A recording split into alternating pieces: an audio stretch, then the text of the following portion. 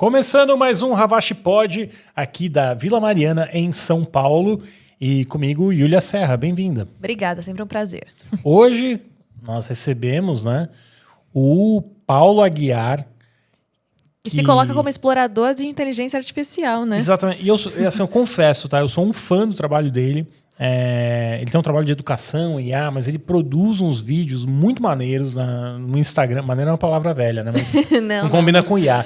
Mas, enfim, os vídeos são muito bacanas, muito legais, porque ele explora o potencial do IA e ele transformou isso numa ferramenta de marketing, que eu achei brilhante, né? Você mostra o potencial daquilo, só, você quer aprender a fazer isso aqui que eu estou fazendo bem feito? Eu te ensino a fazer. Então, ele dá curso, palestra, então um bate-papo bem legal aqui com ele,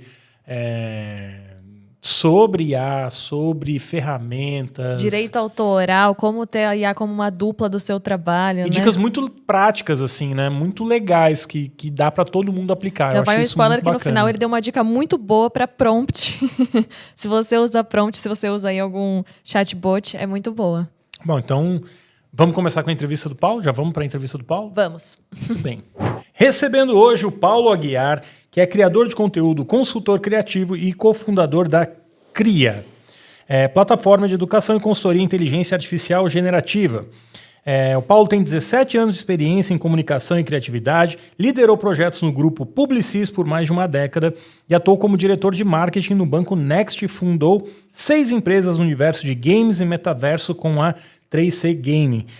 Reconhecido como LinkedIn Top Voice em IA, já ultrapassou 100 milhões de visualizações orgânicas em conteúdos sobre inteligência artificial no Instagram. Atualmente colabora com empresas como Amazon, Canva, Nvidia, Samsung, TV Globo e Meta, e desenvolvendo projetos criativos e programas de treinamento em IA, conectando inovação, arte e tecnologia para transformar organizações e criadores. Paulo, bem-vindo. Pô, muito obrigado pela apresentação, obrigado pelo convite, pelo seu tempo e também de quem está ouvindo a gente aí. Tô empolgado. Cara, assim, como que a gente se conheceu, né? Eu acompanhava o seu trabalho no LinkedIn e eu já achava massa, pô, negócio... acompanhava, agora tem o Véu, né? O 3 do Google, a IA do Google para vídeo, facilitou muita coisa. Mas você já estava fazendo vídeo com IA, usando IA, no momento que pouca gente fazia. E aí eu vi sua palestra, minha cabeça explodiu, assim, porque... depois a gente fala até mais da sua palestra, mas para mim o que ficou claro, não é só ali o resultado final do vídeo, né? É todo o processo que você tem. Você trouxe uma lista de ferramentas ali, foi claro, tem um nível de complexidade que eu não estava vendo naquele momento, né? E aí, pô, fiquei feliz de você estar aqui e a gente poder bater um papo, você contar um pouco mais dessa trajetória. Pô, eu também, cara, muito obrigado. Me fala da palestra, assim, hoje você tem dado palestra, você trabalha com várias empresas. O que as pessoas estão demandando? Acho que foi um choque para mim, num certo sentido, né? Isso foram alguns meses já atrás. Qual o feedback você tem das pessoas? O que as pessoas querem ouvir quando você dá a palestra? Bom, acho que a gente está no boom, né, cara, no overhype da inteligência artificial. Até acho que a gente até... Vejo muito a gente, muitas vezes, até superestimando o momento atual, mas subestimando o que está a médio e longo prazo. Assim, é um pouco do sentimento que eu tenho. Total. E hoje a gente chama mais atenção quando fica mais fácil de fazer.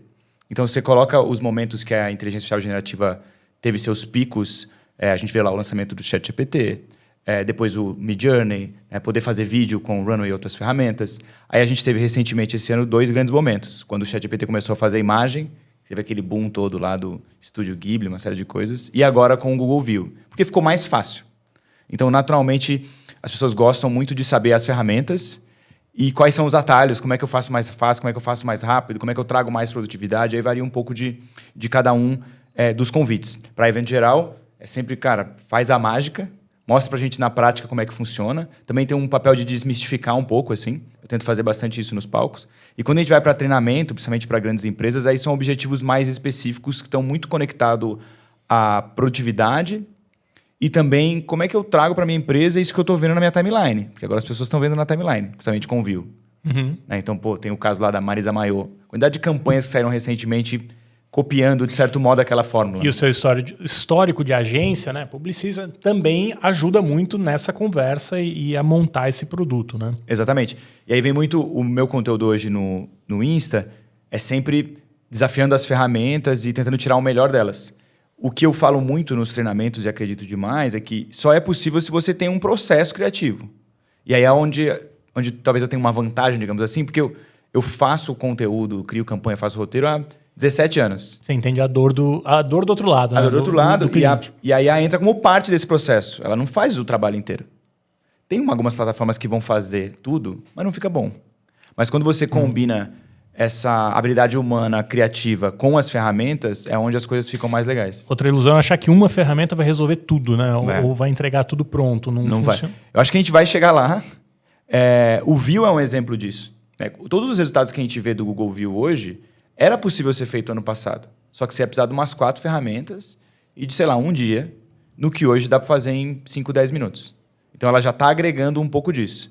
Mas o ponto todo é pensar na ideia que você vai colocar lá é mais importante do que a ferramenta. No fim do dia, sempre vai ser. E quando você diz que a gente está superestimando a tecnologia, né, no curto prazo e subestimando a capacidade dela no longo prazo, na prática, como isso acontece? É aquela coisa assim, é um comandinho, eu escrevo aqui, vai sair um vídeo pronto. E no longo prazo vai mudar completamente o jogo da publicidade, como eu trabalho, de todas as empresas. É nesse sentido que você diz que tem Não, exatamente. A gente está vivendo muito também, além desse boom do vídeo, os agentes, né? Sim. Então, ferramentas como o Humanos e o Operator da OpenAI, eles têm... Explica agentes, para quem não está no inteirado. O grande momento da IA generativa foi o lançamento do ChatGPT, né? A partir do momento que a gente começa a ver que a máquina é capaz de criar coisas, depois o DALL-E, que cria imagem, e o Midjourney. Pô, a IA está criando, né? E esses chatbots como o ChatGPT, o Gemini, eles são os LLMs, os modelos de linguagem massivo. E basicamente eles dominam a linguagem, né? Eles foram treinados lá com bilhões de informação e aí você consegue ver uma máquina escrevendo e realizando tarefas de linguagem semelhante ao pensamento humano. Mas ele não faz nada para você, né? Você chega para uma IA e fala, pô, quero planejar uma viagem. Ele te dá um roteiro de uma viagem, ele te dá dicas de como você planejou a viagem. O agente, ele dá um passo à frente, ele passa a utilizar as ferramentas por você.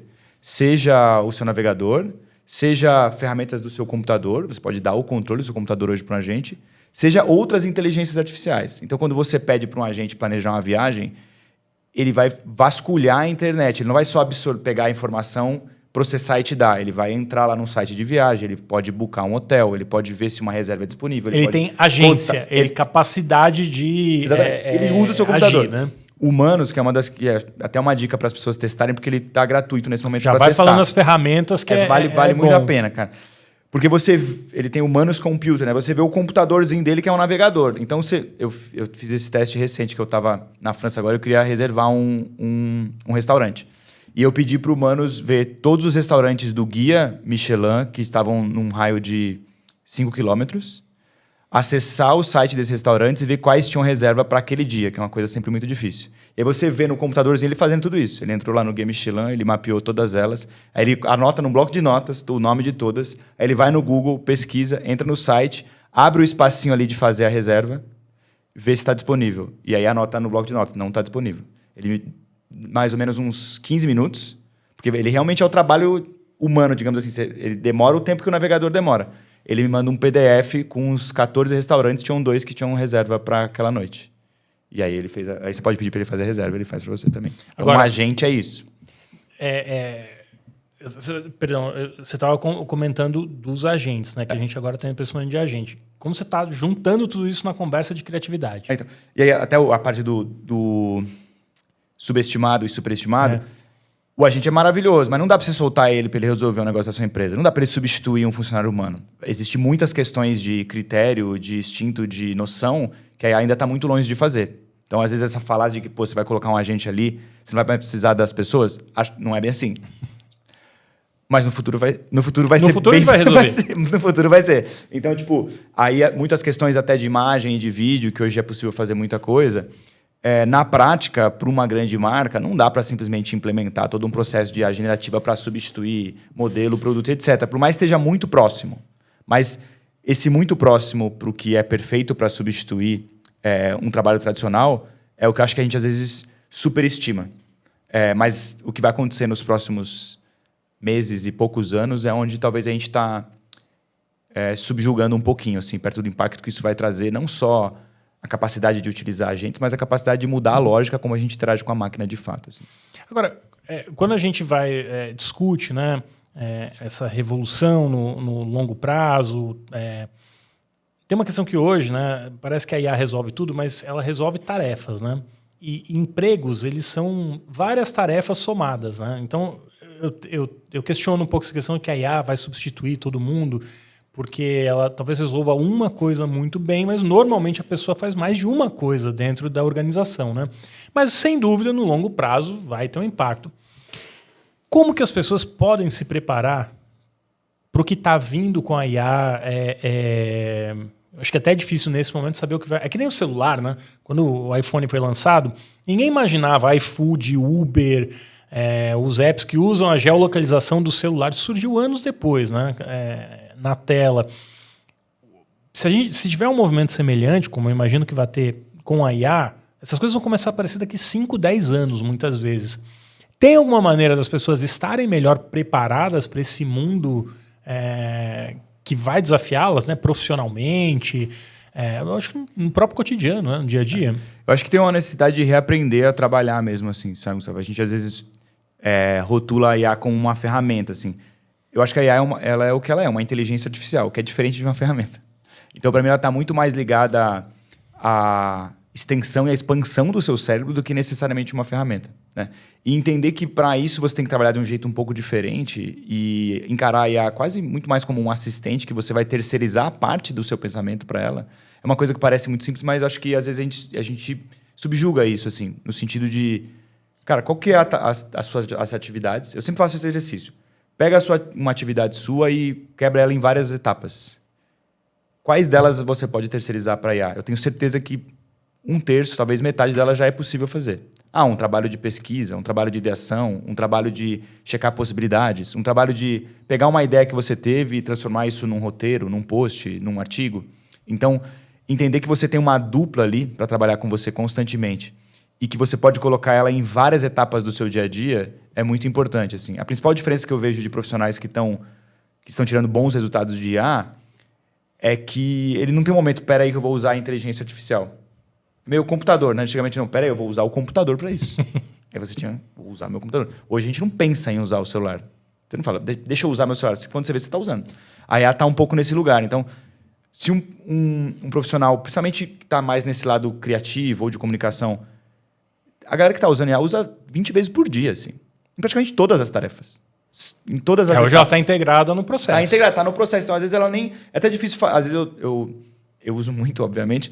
Eu vou contar uma ideia que eu tive. Às vezes, eu tenho dificuldade de entender se eu tive essa ideia sozinho ou se eu tive com a IA. Porque é tão integrado no pensamento e na forma de desenvolver os trabalhos que fica até difícil de dividir. E acho que isso é um bom sinal de que você está usando de forma integrada. Então, a minha principal dica é olhar para o seu processo, tentar inserir a IA em diversas etapas dele e entender que não vai ser muito fácil no começo. Que eu acho que é uma frustração assusta um pouco, que a gente intimida, tem. Né?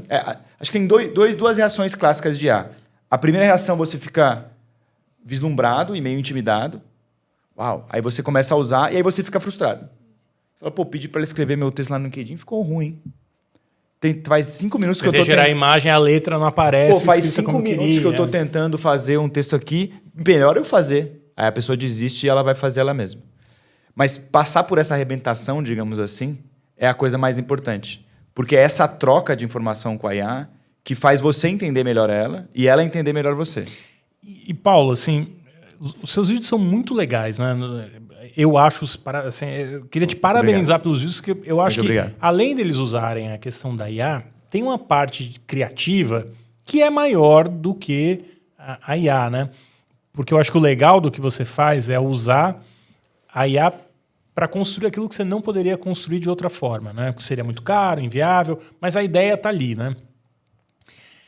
Mas eu queria entender um pouco da sua trajetória, que Eu brinco, né? A gente vai entendendo o que a gente passou no passado. O Steve Jobs fala isso, né? Quando você chega no... Pô, o curso de caligrafia que o Jobs fez lá atrás ajudou... Você tem isso um pouco na sua carreira também? Ou você percebe isso? Então, queria entender um pouco da sua trajetória e por que você foi levado para a IA, que não é só a IA. Eu acho que a IA, como você falou, é uma ferramenta, né?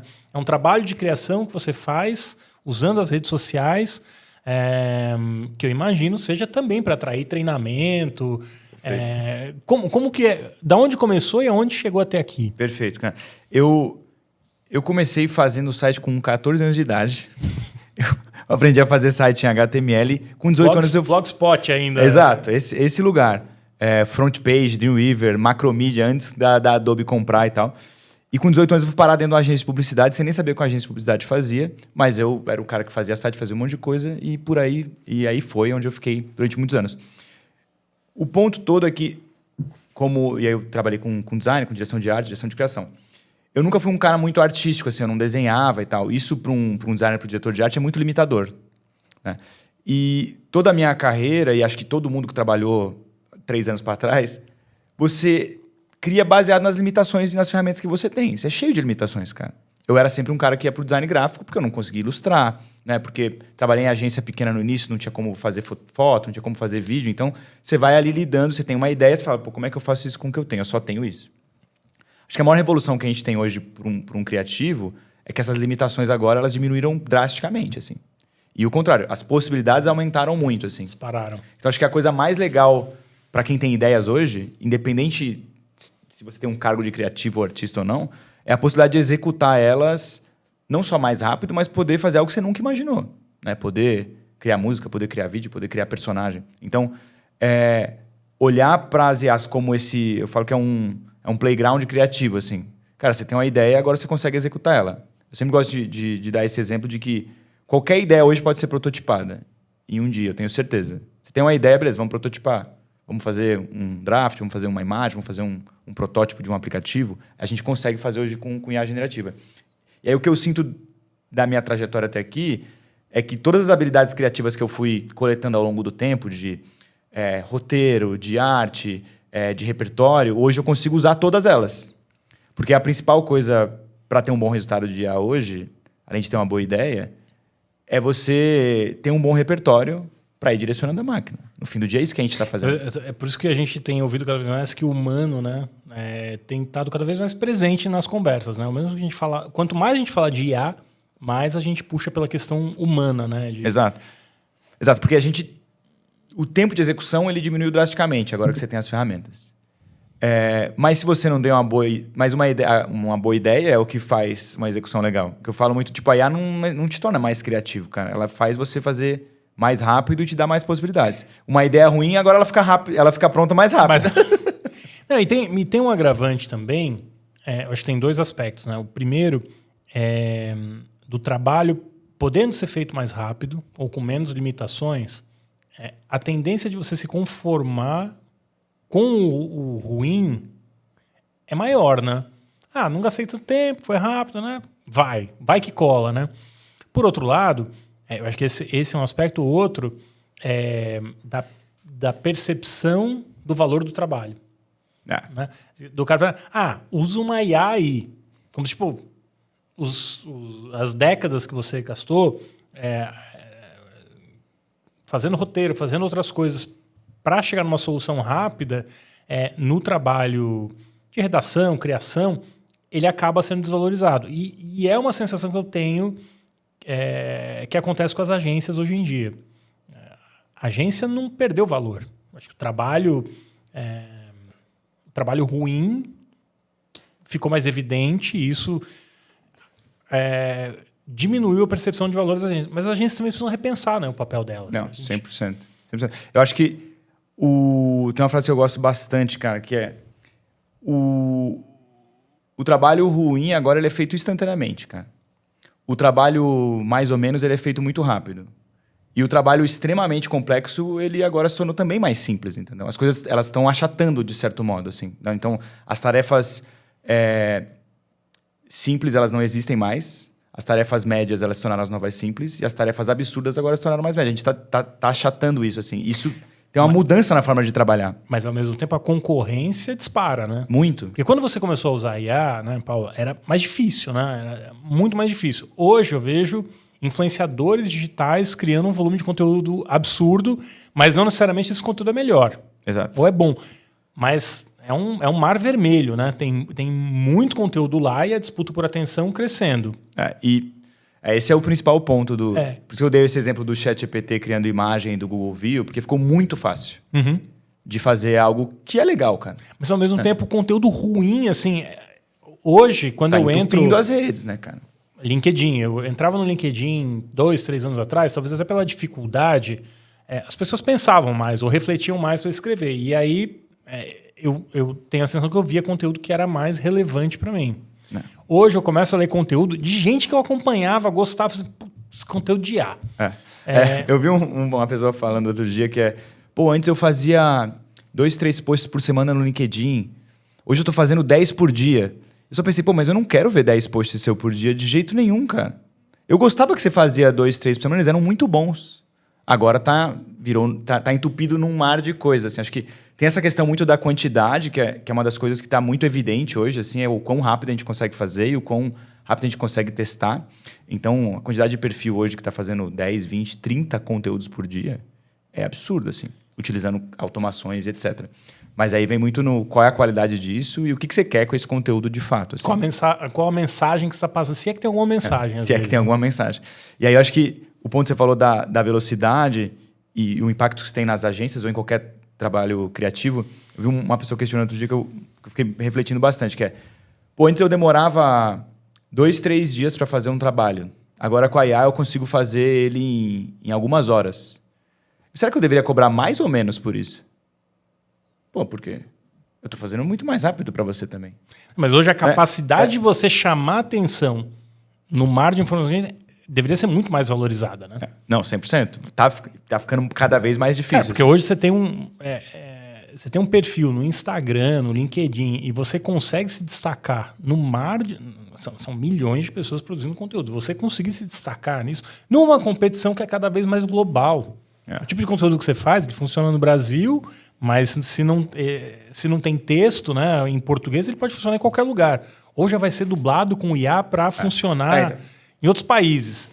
Vai se tornar mais global ainda, né? Que acho que é um grande momento que a gente vai viver, assim, que é quando todos os conteúdos puderem ser dublados, assim. Você só apertar o botãozinho ali do seu Insta, que quero que isso tudo seja português. E aí, eu que tô ali, né, fazendo um conteúdo de IA e naturalmente junto dos meus colegas de IA ali também, que hoje, sei lá, são 50, 100, do dia pra noite vai ser 1000. Porque tá todo mundo... 1 milhão, né? Milhões. Então, isso também acho que é um momento que a gente vai viver. Já é possível, né, traduzir tudo com IA hoje, mas as plataformas não têm isso nativa, né? Então, de fato, assim, cara, a concorrência nas redes, acho que todo mundo que navega aqui e produz conteúdo sabe disso. E você, como criador de conteúdo, onde você imagina levar o seu negócio? Para onde... Como você tem tentado se preparar para isso, se é que é possível? Cara, eu me coloco muito como um explorador do uso criativo da IA. Assim. Então, há 1 ano e meio atrás, eu tinha um negócio rentável, funcionando super bem, com a 3C Gaming, e eu vi esse tsunami vindo, assim, do trabalho criativo e percebi que o meu trabalho como um líder criativo e empreendedor, ele tinha que ser outra coisa, assim. Falei, eu preciso me especializar mais nisso, eu preciso explorar mais isso, porque eu acho que eu tenho capacidade de ensinar isso para as pessoas. Seja de forma gratuita, como eu faço no meu Instagram, seja através de treinamentos e workshops. Então, o meu papel e meu propósito hoje é como é que eu olho para tudo isso que está acontecendo e separo o que vale mais a pena. Faço esse trabalho não só de curadoria, mas de exploração mesmo. Cara, tem 50 IAs de criação de imagem. Eu usei todas elas. Eu tenho certeza que tem as 2 melhores para eu recomendar para um profissional de imagem hoje é esse. E o processo para usar é esse aqui. Então, o meu trabalho hoje está muito associado a explorar essas ferramentas, entender como eu tiro o melhor delas e como é que eu combino ela com as skills humanas que eu tenho. E levo isso para as pessoas, que é a base do meu trabalho hoje beleza, cara. Tá aqui as ferramentas. Que é legal que você é muito didático. Assim, eu recomendo fortemente a palestra do Paulo, porque, cara, você é muito didático. Assim, então, eu acho que é como você falou, a IA intimida e depois de ouvir você no palco, né? Foi no congresso da Abracon, né? Que, aliás, obrigado, Abracon, pelo convite. Foi muito legal, até porque o evento foi muito bacana, assim, o nível estava muito legal, teve muito foco em IA, apesar de ser um evento de comunicação, se falou muito de IA no palco e, de fato, né, as coisas estão... o limite entre IA e a comunicação está cada vez mais difícil de entender. Agora, juntando, né, a sua jornada de agência, o seu desafio de ser influenciador, como você observa o amadurecimento desse mercado? Porque hoje você é um influenciador de IA, né, um criador de conteúdo, mas a gente também percebe que o dilema ele é diferente, mas ele é semelhante. A agência desafiada no modelo de negócio dela e agora até os criadores de conteúdo desafiados no modelo de negócio deles, porque é o que você falou, tem muito volume. Para quem está em casa hoje, quer entrar numa carreira criativa, quer ser influenciador ou trabalhar numa agência, vale a pena ainda? Ou não? Se você fosse recomeçar agora, voltar para o Paulo de 20 anos atrás, cara, não vai por isso aí que vai fazer engenharia, vai fazer direito. Apesar de que todos que eu estou falando aqui vão ser todos desafiados pela IA. Todo mundo, não tem jeito. Eu acho que é meio sem escapatória.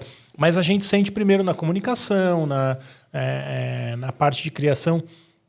Você... O que você diria para o Paulo 20 anos atrás? Vai fundo ou repensa? Cara, eu falaria vai fundo, assim. E durante muito tempo, boa parte da minha carreira, até hoje, na verdade, eu sempre me coloquei como um profissional generalista, assim. E para muitas pessoas isso era visto como um problema. Eu comecei criando aplicativo, depois eu fui fazer grandes campanhas de comunicação na Publicis, aí fui diretor de marketing, e aí eu gostava de estudar tipografia, mas eu escrevia também, eu era um diretor de arte, mas que adorava fazer uns textos. Isso era uma coisa, cara, você não pode querer fazer tudo, assim. E hoje eu agradeço de eu ter pego eu já ouvi isso também. A gente generalista. está indo para um mundo de generalistas, né, num certo sentido. Porque o generalista hoje, ele é perfeito para trabalhar com IA. Porque é esse repertório e esse conhecimento variado que me ajuda a direcionar as ferramentas, assim. Então, trazer esse conhecimento generalista dentro de obviamente, um mesmo propósito, né? Então, tudo que eu fazia era voltado para comunicação e design, né? Não é que eu fui trabalhar, fui cozinhar num restaurante, mas tudo era voltado para expressar ideias, assim. Então, estudar diversas frentes dentro de um mesmo campo vai te ajudar bastante na IA generativa. Então, isso é uma coisa que eu acho muito importante. Uma outra coisa que é um dos questionamentos que eu tenho me feito, até queria um pouco da tua percepção sobre isso, bom gosto, assim, cara. Hoje isso é muito importante. Pois é. Isso é muito importante, assim. Como é que você trabalha o seu repertório criativo para conseguir definir o que é uma imagem boa e o que não é? O que é uma imagem que tem um bom movimento e o que não é? Acho que assim, vou te dar meu ponto de vista. Acho que cada vez mais, talvez não seja nem uma questão de bom gosto, assim, qual a sua comunidade, a quem você atende, né? Ou como você conversa com a sua comunidade, seus pais. Porque a gente está num mundo tão fragmentado, né? Chamar a atenção das pessoas é difícil. Tudo bem, se chamou a atenção das pessoas. Como que você estabelece uma conversa com ela? Quando a gente conversa, não é só texto, ela é visual mesmo, né? O impacto que aquilo tem ali. E quando a gente delega para IA, e por experiência própria eu vou te falar isso. Quando você delega para IA, eu acho que assim, criatividade, na hora de escrever mesmo, aquele prazo que eu empaco e não consigo começar a escrever a primeira linha, que às vezes é 15 minutos, 5 minutos, pode ser mais. É um prazo que eu estou amadurecendo uma ideia, que eu estou... E a IA, o que eu faço? Putz, sem ideia. Vou lá, boto na IA, sai alguma coisa ali e eu vou, pum. Aí, pronto, acabei o texto. E o que eu comecei a perceber, assim, eu fui testando, né? Como eu ia escrever, como é o processo. Hoje eu cheguei num processo que, para mim, o mais eficiente eu empaco, eu vou sofrer ali pensando que eu vou escrever. Às vezes eu vou tomar um banho, né, para conseguir começar a escrever um texto. Para mim é um parto escrever um texto. Começar. Depois que começa, vai rápido. Aí meu problema é parar. Mas, coluna. Então, eu começo a escrever. Usar a IA para começar, para mim, eu já vi que não funciona. O que funciona muito bem? Pesquisa. Cara, parte de pesquisa. Eu estava tentando achar um dado de um texto que eu escrevi sobre o Nizanguanais nos anos 90. Não achei no Google. Eu liguei para as pessoas não lembravam. Gente, falou, mas não é. Aí botei no ChatGPT no... Deep Research? Exatamente. Cara, ele achou trecho de livro É impressionante. de lá atrás, livro e uma revista publicada pelo Meio Mensagem que não estava disponível na internet. E ali veio a resposta. Cara, então a parte de pesquisa subiu. Depois que eu escrevo o texto, eu jogo no chat. Você é um editor com perfil assim, assado, para uma publicação tal. Revisa esse texto e me diz quais são os argumentos que estão fracos, onde eu tenho que fazer correção de gramática. Então, tem uma troca. Ele vai me dar a opinião dele ali, eu vou, reviso o texto. Mas se eu pegar e falar assim, escreve o texto para mim, eu acho extremamente chato o texto. Olha o que você colocou aqui, exatamente o que eu já... O teu processo, quais etapas você vai conseguir terceirizar. Que acho que é a base de um profissional hoje, que, cara... Eu até brinco assim, cara, o que você gosta menos de fazer? Será que não dá para terceirizar essa parte? O que você acha que você é melhor? Pô, essa é a parte talvez que você não vai passar para a máquina. A parte de revisão, assim, a IA, ela... Mas o que eu tomo cuidado? Né? No comando, para ela não reescrever o texto. Porque a hora que reescreve o texto, perde a alma. Eu sinto muito isso também. Então, acho que isso é uma dificuldade que a gente tem. Agora, mudando um pouco de assunto, mas, né, óbvio, ficando aí no mesmo território, como você vê a questão da cópia, né? Porque eu acho que tem uma questão da cópia como homenagem, né? Achei legal o que ele fez. Só que a gente está vendo hoje, graças a IA, indo muito além disso, né? Era difícil copiar vídeo no passado, era difícil copiar ou reproduzir uma ideia, talvez no passado, e hoje em dia está muito fácil. No texto, cara, ninguém mais tem vergonha de dar Ctrl+C, Ctrl+V e publicar. Comigo melhorou porque eu vou lá na rede social e falo, fulano de tal, do veículo tal, copiou meu conteúdo e não deu crédito. O cara não vai copiar aí, né? Eu fiz isso um tempo, parou. Mas é muito mais difícil. Mas mesmo assim ainda tem, eventualmente acontece e tudo bem. Gente, se não der crédito, pode reproduzir tudo. Dando crédito, eu vou estar tranquilo. Sou do mesmo pensamento. Acho que pelo menos é como eu avalio o meu conteúdo. Agora, no seu caso, né, que você vai, cria uma ideia, outro influenciador copia o conteúdo, porque isso virou uma indústria, né?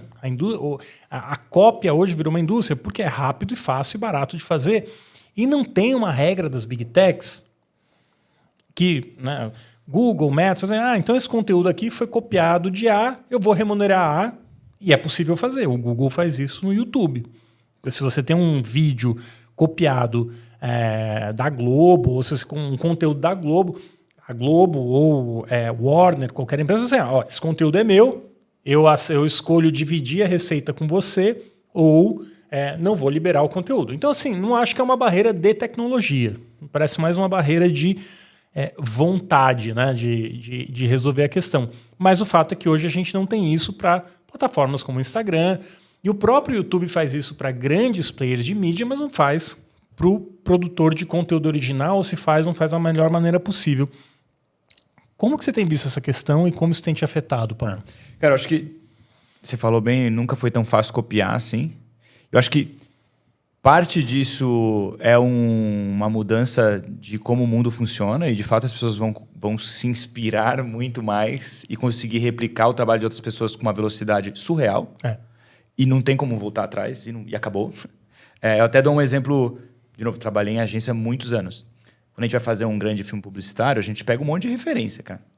A gente apresenta para o cliente um monte de referência. Eu chamo uma produtora e coloco as referências.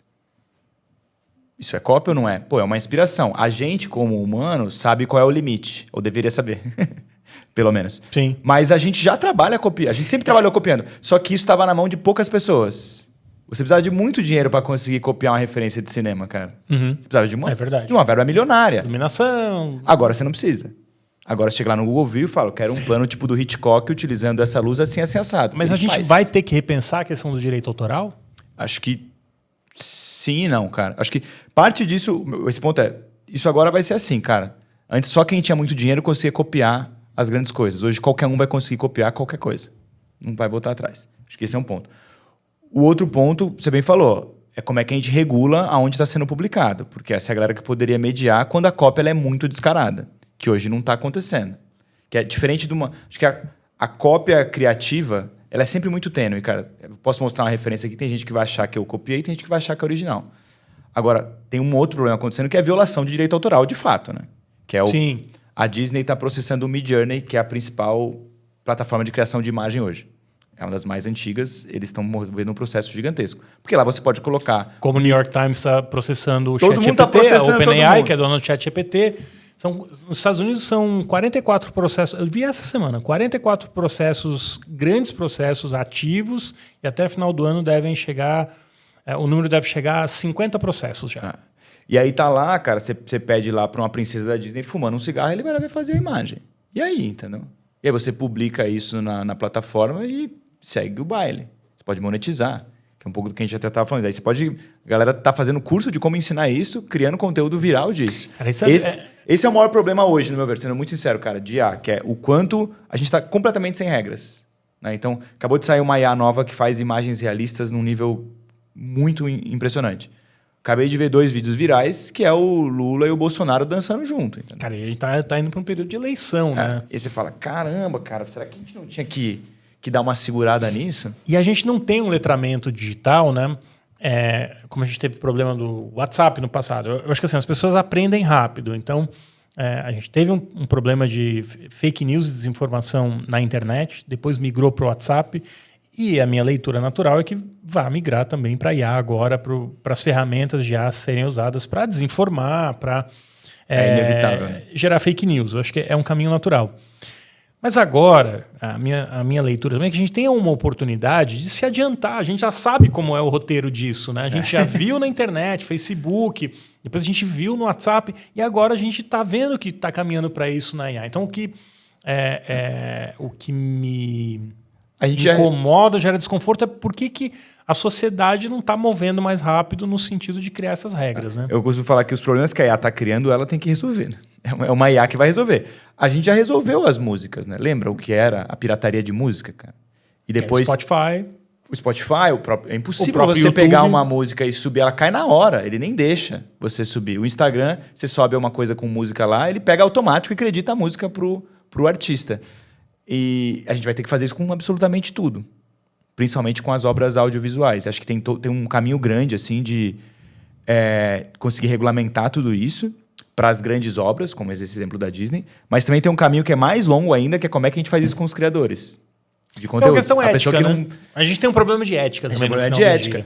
Mas como é que você traz essa proteção de direito para as pessoas? E aí um ponto que meu sonho assim, como é que você pune contas que estão violando direitos autorais? Você perguntou como isso me impacta.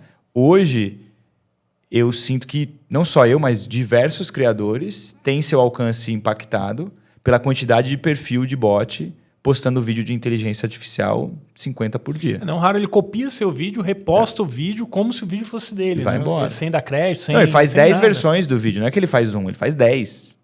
Ele pega, tá aqui o conteúdo do Paulo ensinando a usar tal coisa. Faz 10 versões diferentes e posta. Entendeu? E não sei se já aconteceu com você, mas imagino que sim. Mas comigo, assim, o cara pega um conteúdo que eu fiz, aí ele muda a chamada, deixa mais apelativo... Ele desinforma quando não cria uma fake news para chamar mais atenção e gerar mais clique. Assim, o cara ficar mais instigado a clicar aquilo, né? Não, é uma loucura. Outro dia, esse foi o maior caso que eu já vi. Uma marca, um aplicativo, pegou um vídeo meu, ensinando a fazer um vídeo com IA, usando uma IA mais top de linha lá, que é o Kling. Esse aplicativo usou isso como um criativo para vender o aplicativo dele e nem era o aplicativo dele que eu estava usando. Caramba. Então, assim, ele violou... tantos crimes num conteúdo só que eu falei, meu Deus, cara, o cara tá usando um vídeo meu para vender um app que não é o app que eu tava usando para fazer esse vídeo. Mas eu tava pensando aqui, me ocorreu agora, né?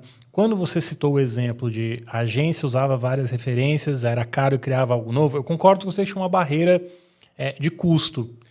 Mas tinha uma barreira que talvez fosse ainda mais poderosa, que é assim, se você está nesse mercado e você passa a ser reconhecido como um copiador, o seu valor cai. E a gente viu isso acontecer agora na prática com o uso de IA em Cannes, com o DM9, o Ícaro foi demitido. E que, não estou aqui justificando o que o Ícaro fez, mas a gente sabe que o Ícaro era o diretor de criação, mas tem toda uma estrutura que trabalha junto com o diretor de criação, tem toda uma agência que trabalha junto, que vai muito além só de uma única pessoa fazendo isso. E a gente teve problema em diversos cases em Cannes. Então, talvez, além dessa questão da IA, né, perdão, da chegada da IA, a gente tem hoje um dilema ético, né? Que você não fazia isso no passado porque você queimava o filme. E hoje em dia a gente está muito mais permissivo com o que pode e o que não pode. Porque hoje a realidade é que o cara vai para o Instagram, fala, eu estou vendendo um curso, estou ganhando 10 mil reais, Instagram, TikTok, né? Estou ganhando 10 mil reais roubando conteúdo alheio. E o cara se acha legal fazendo isso, né?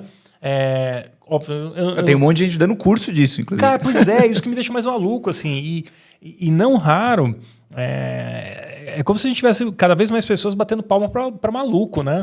Não, total. Eu comprei um curso esses dias de carrosséis de alto impacto. E a metodologia do cara era basicamente encontrar um vídeo que bombou no YouTube, colocar na IA e pedir para ela criar um carrossel com aquilo. Esse era o método. Como é que eu pego um vídeo que você fez e transformo num outro conteúdo? Eu falei, caramba, cara. E esse é um método que muitos profissionais estão seguindo. Eu acho que tem um ponto... É a indústria da cópia, né? É a indústria da cópia. E aí você citou, no caso das agências, das empresas, acho que nesse caso específico, eu tenho falado isso muito nos treinamentos, é que não dá pra gente esperar que venha um código de ética da IA. Cada negócio vai ter que desenvolver o seu, assim. Até pro que está por vir. Associações, porque... O que pode? Qual ferramenta que pode? Qual e esses que não cursos estão sendo vendidos em plataformas de grandes empresas. Não é uma empresa do fundo de quintal que está distribuindo esse conteúdo. A gente sabe aqui que 4, 5 empresas que dominam o mercado de rede social, de venda de curso. Então, tem um sistema de pagamento nesse curso, que é de uma empresa...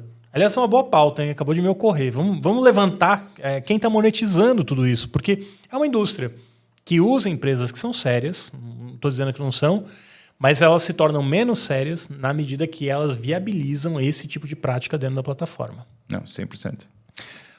Cara, eu ia perguntar para você assim, para quem quiser começar, né? Além de acompanhar seu perfil, óbvio, né? Nas redes sociais, Instagram, qual é o caminho para quem quer... dar o primeiro passo em rede social? Isso me perguntam muito, assim, por onde eu começo? E eu falo, por onde começa para chegar aonde, né? Acho que essa é a primeira pergunta. Mas da sua experiência, pensando aqui, o cara que viu o seu Instagram, pô, esses vídeos aqui estão maneiros, eu quero fazer algo nesse sentido, ou quero ser um influenciador. Tem algum caminho? Tem. Cara, eu acho que sim. Acho que o mercado muda toda hora, né? Faz, acho que 1 ano e meio, 2 que eu estou mais focado em produzir conteúdo, e meu perfil foi durante muito... Eu usei o Instagram durante 12 anos, eu tive menos de 5 mil seguidores. E aí, depois de 1 ano, eu fui para 200 e poucos mil. Foi um crescimento muito exponencial, pautado por muitos vídeos virais de inteligência artificial.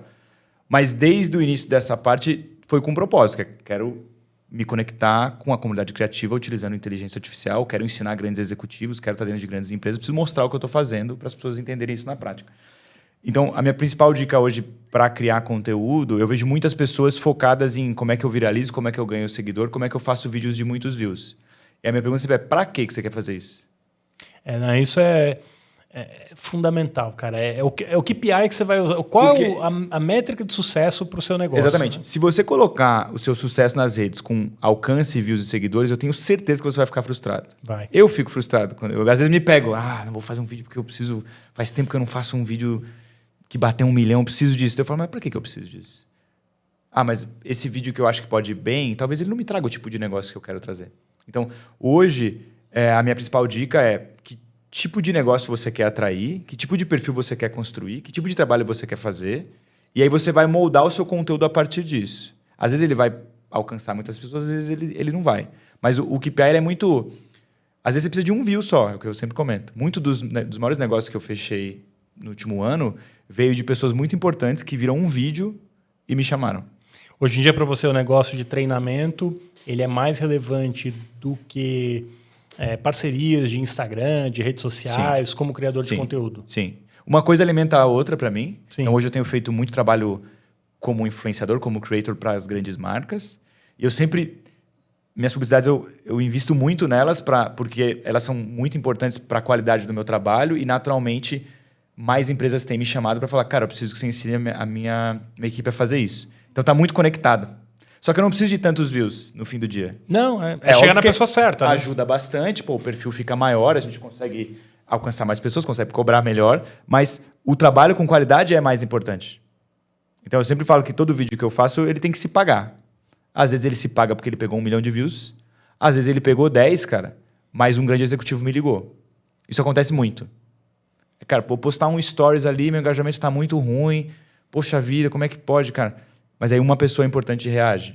Um convite para um podcast, um convite para palestrar num evento. E às vezes até onde você faz, né? Eu no Instagram, cara, nunca tive aderência. Até por uma questão pessoal. Aí o X que eu comecei bem, eu comecei a produzir...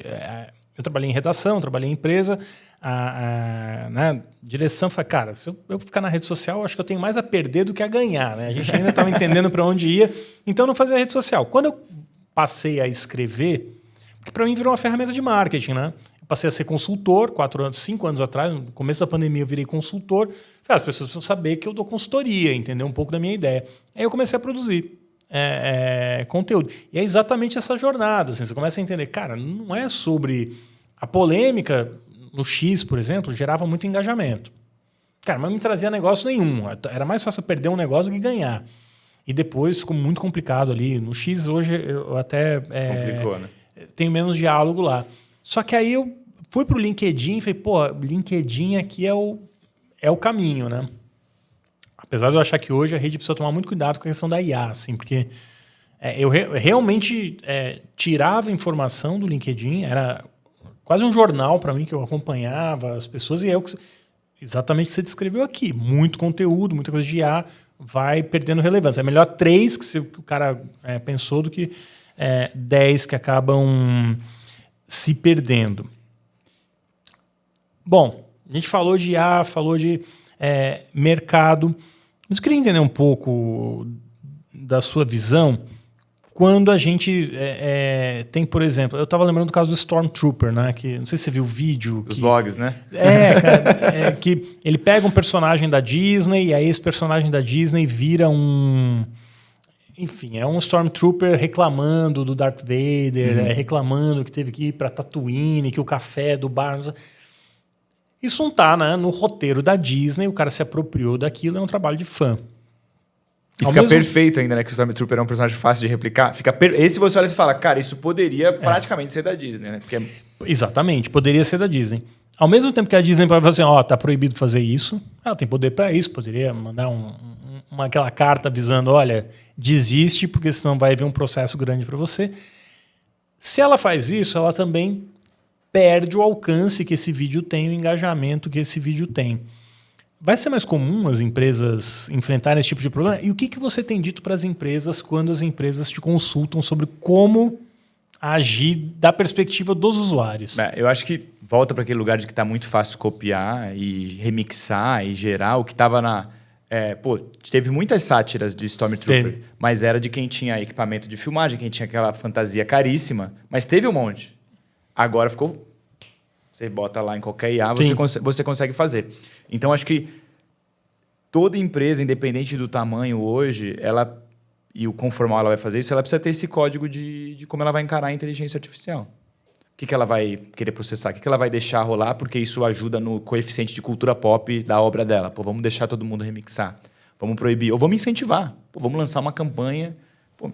Cara, essa palavra é muito boa, né? Coeficiente de cultura pop. É importante, né, essa cara? Expressão, né? Porque o Stormtrooper é um dos maiores ícones da cultura pop, porque é fácil de replicar, porque todo mundo entende e tudo mais.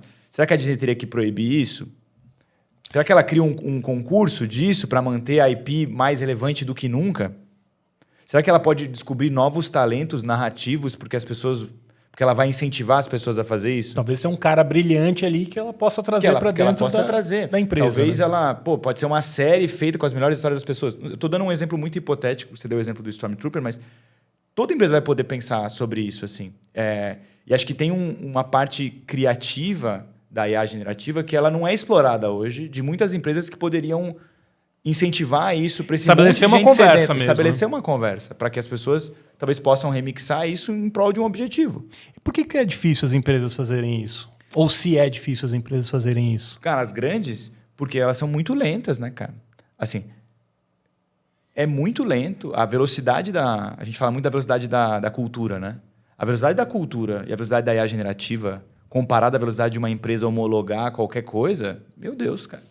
Tipo assim, as empresas estão tentando entender se elas têm que pagar o ChatGPT ou o Gemini, entendeu?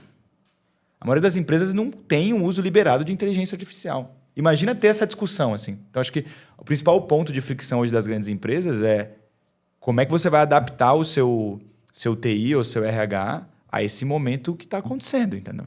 Porque não vai funcionar na mesma velocidade, eu acho, assim, cara, para poder liberar essas coisas e ter essas conversas. Eu acho que o principal ponto é isso. Acho que tem uma questão de conhecimento, mas a principal coisa é a velocidade e a burocracia que qualquer empresa hoje enfrenta para poder tomar qualquer tipo de atitude, sabe? Minha leitura é que vai ter um mercado gigante de consultoria. Pessoas como você, né, que estão vivendo aí no dia a dia, produzindo conteúdo, serem requisitadas pelas empresas. Imagino que já esteja acontecendo. Cara, me explica o que está acontecendo que eu quero fazer parte dessa conversa, né? Não, hoje eu diria que metade do meu tempo hoje é direcionado para isso. A sentar com grandes empresas, desde agências, anunciantes, empresas multinacionais gigantes, até empresas menores cara, como é que... Eles me perguntam, como é que a gente faz isso aqui melhor? Como é que eu implemento isso aqui? Como é que eu faço isso de forma segura? Quais são as ferramentas? Mas ainda é mais o processo interno.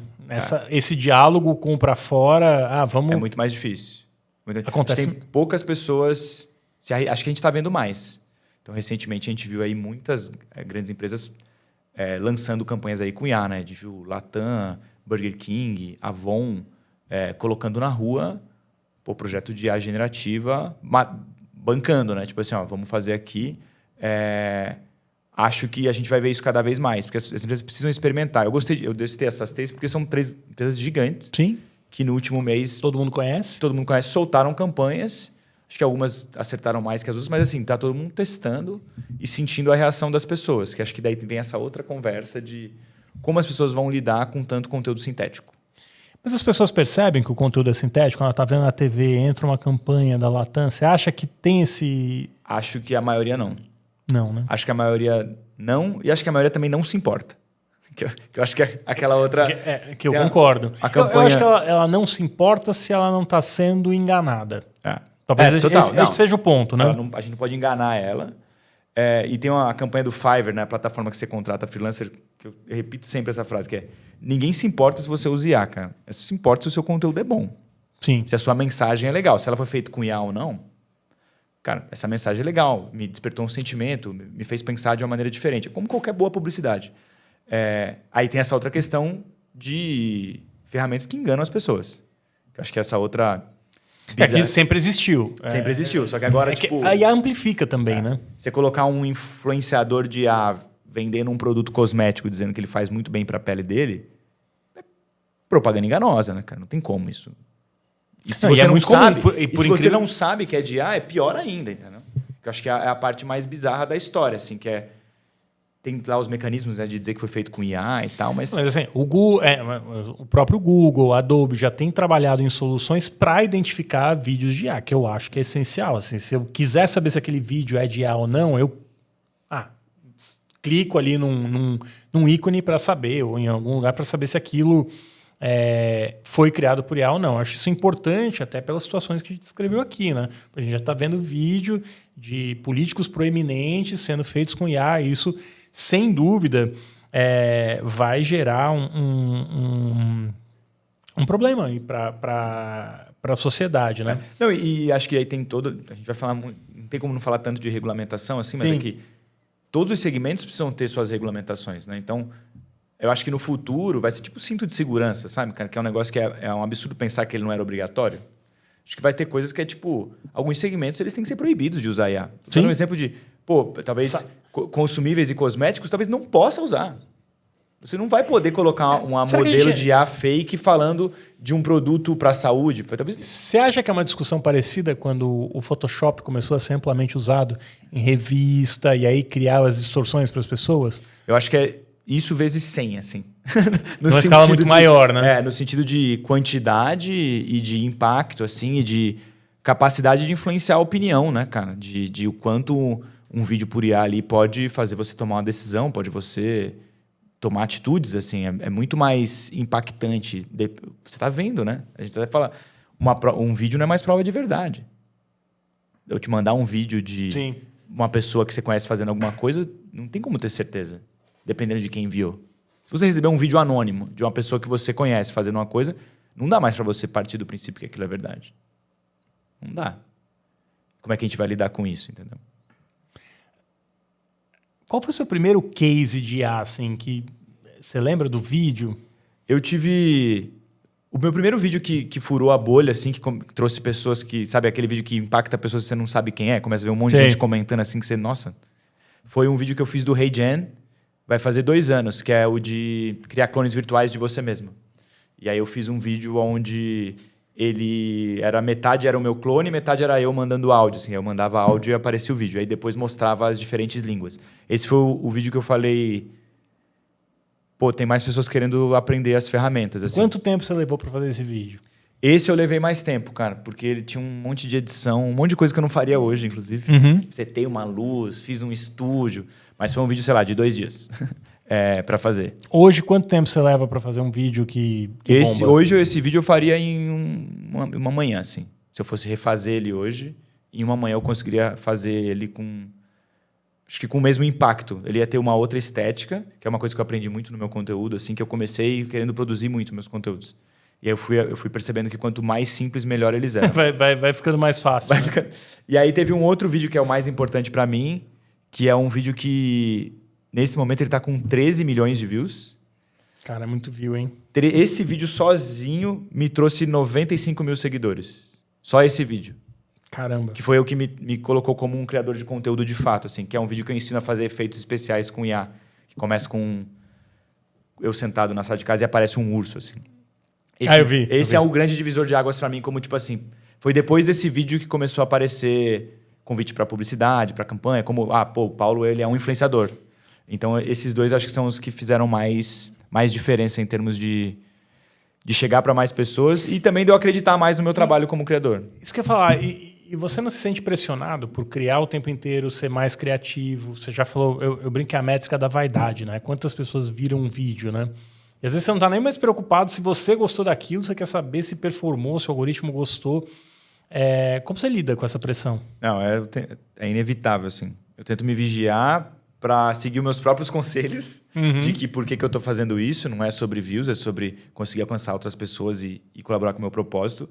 Mas é muito bom fazer um vídeo de 1 milhão, 2. O problema é que depois você faz um vídeo de 20 e você acha que ele deu errado, entendeu? Esse é o principal problema. Nossa, postei um vídeo, só 30 mil pessoas viram. Ferrou, meu conteúdo não funciona. Então, eu tento muito ter esse olhar de por que eu estou fazendo esse vídeo. Óbvio que eu quero que ele chegue para o máximo de pessoas possíveis, mas ele está ali para mostrar um experimento, mostrar um exercício, tentar virar benchmark de outros assuntos. Então, hoje eu tenho lidado um pouco com isso, assim, de estabelecer KPIs que vão além dos números tradicionais de social. Assim. E onde você busca ideia? Onde você está buscando... Onde você está...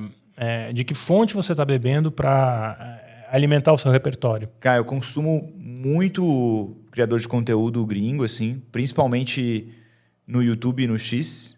É onde eu acho que está o conteúdo mais premium de IA hoje, assim. No X porque é muito rápido, tudo é lá, é postado lá primeiro, assim. Então, tem uma galera que também só produz conteúdo pro X, que eu acompanho. No YouTube é onde eu acho que por exemplo, assim... Cara, o Min Ho Choi, que tem uma newsletter super legal. Todas as plataformas de IA postam primeiro lá.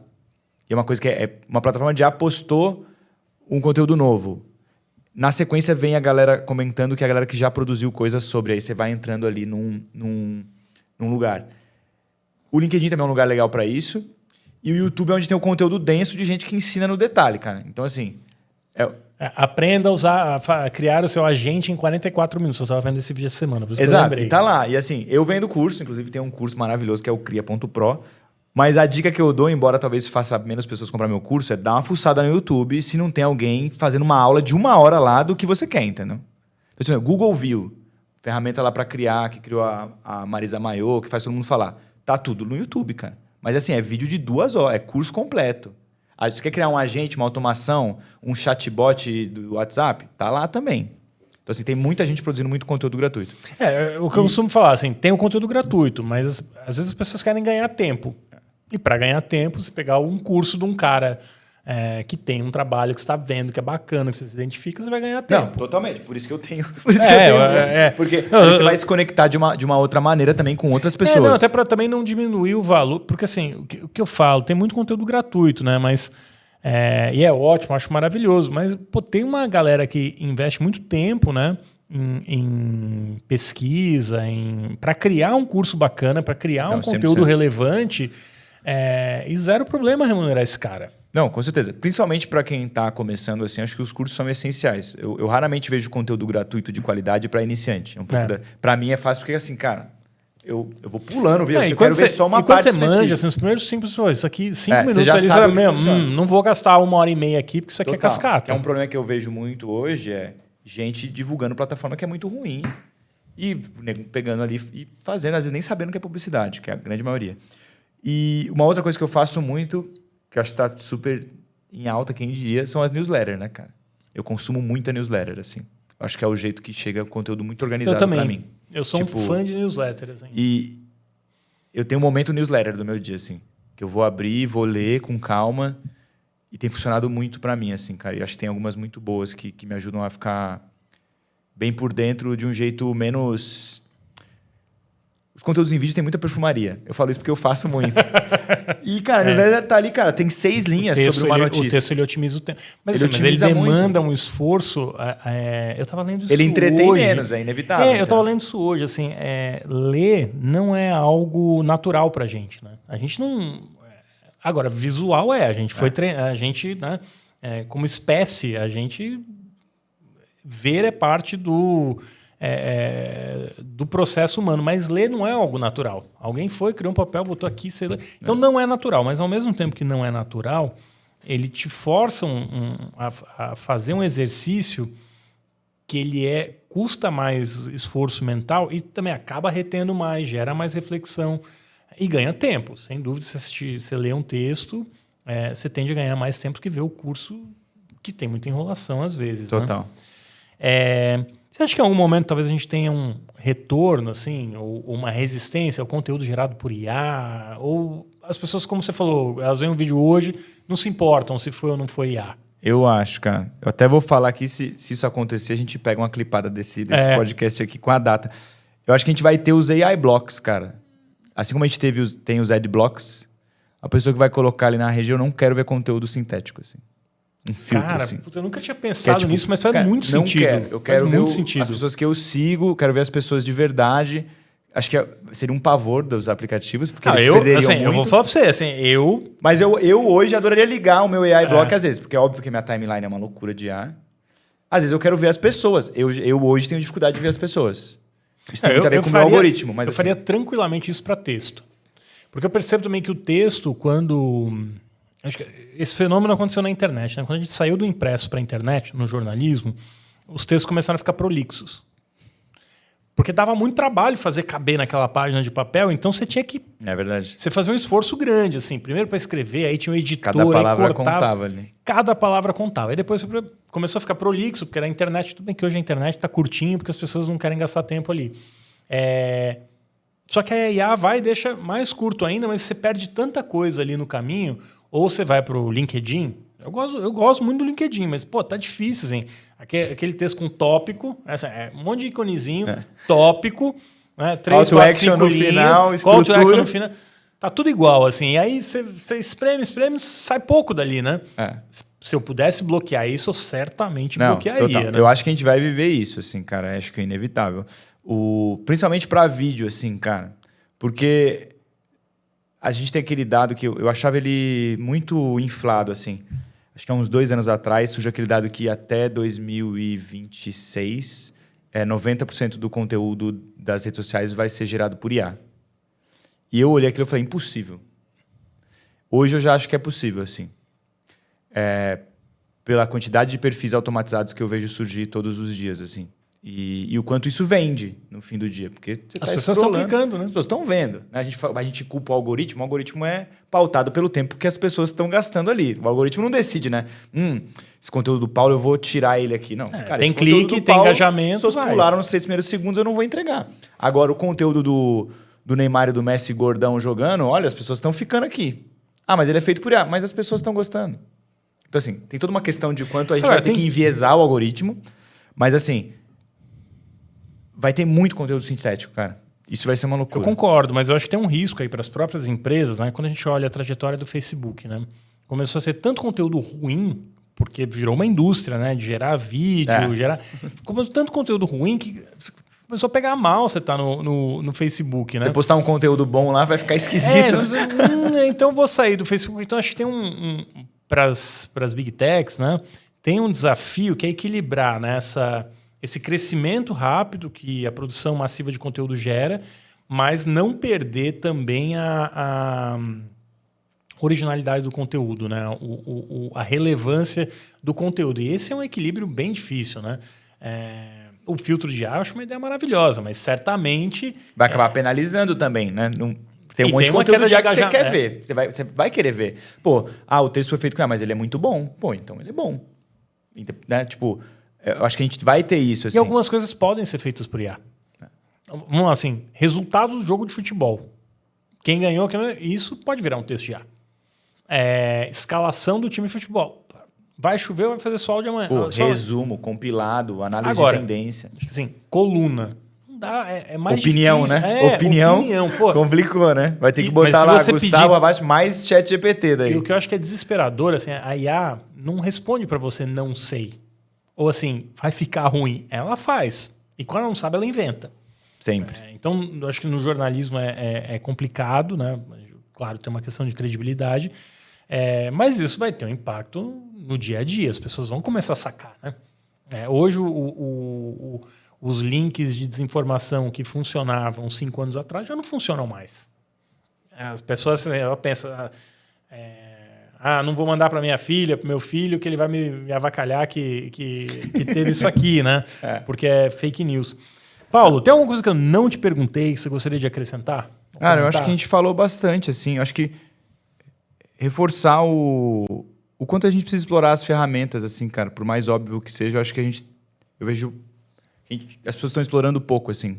Testar mais e tentar tirar melhor das ferramentas é uma coisa que acho que é importante em qualquer segmento, em qualquer cargo que a pessoa tiver, assim. E aí tem um ponto específico, uma dica que eu sempre gosto de dar, principalmente para quem usa o ChatGPT ou o Gemini.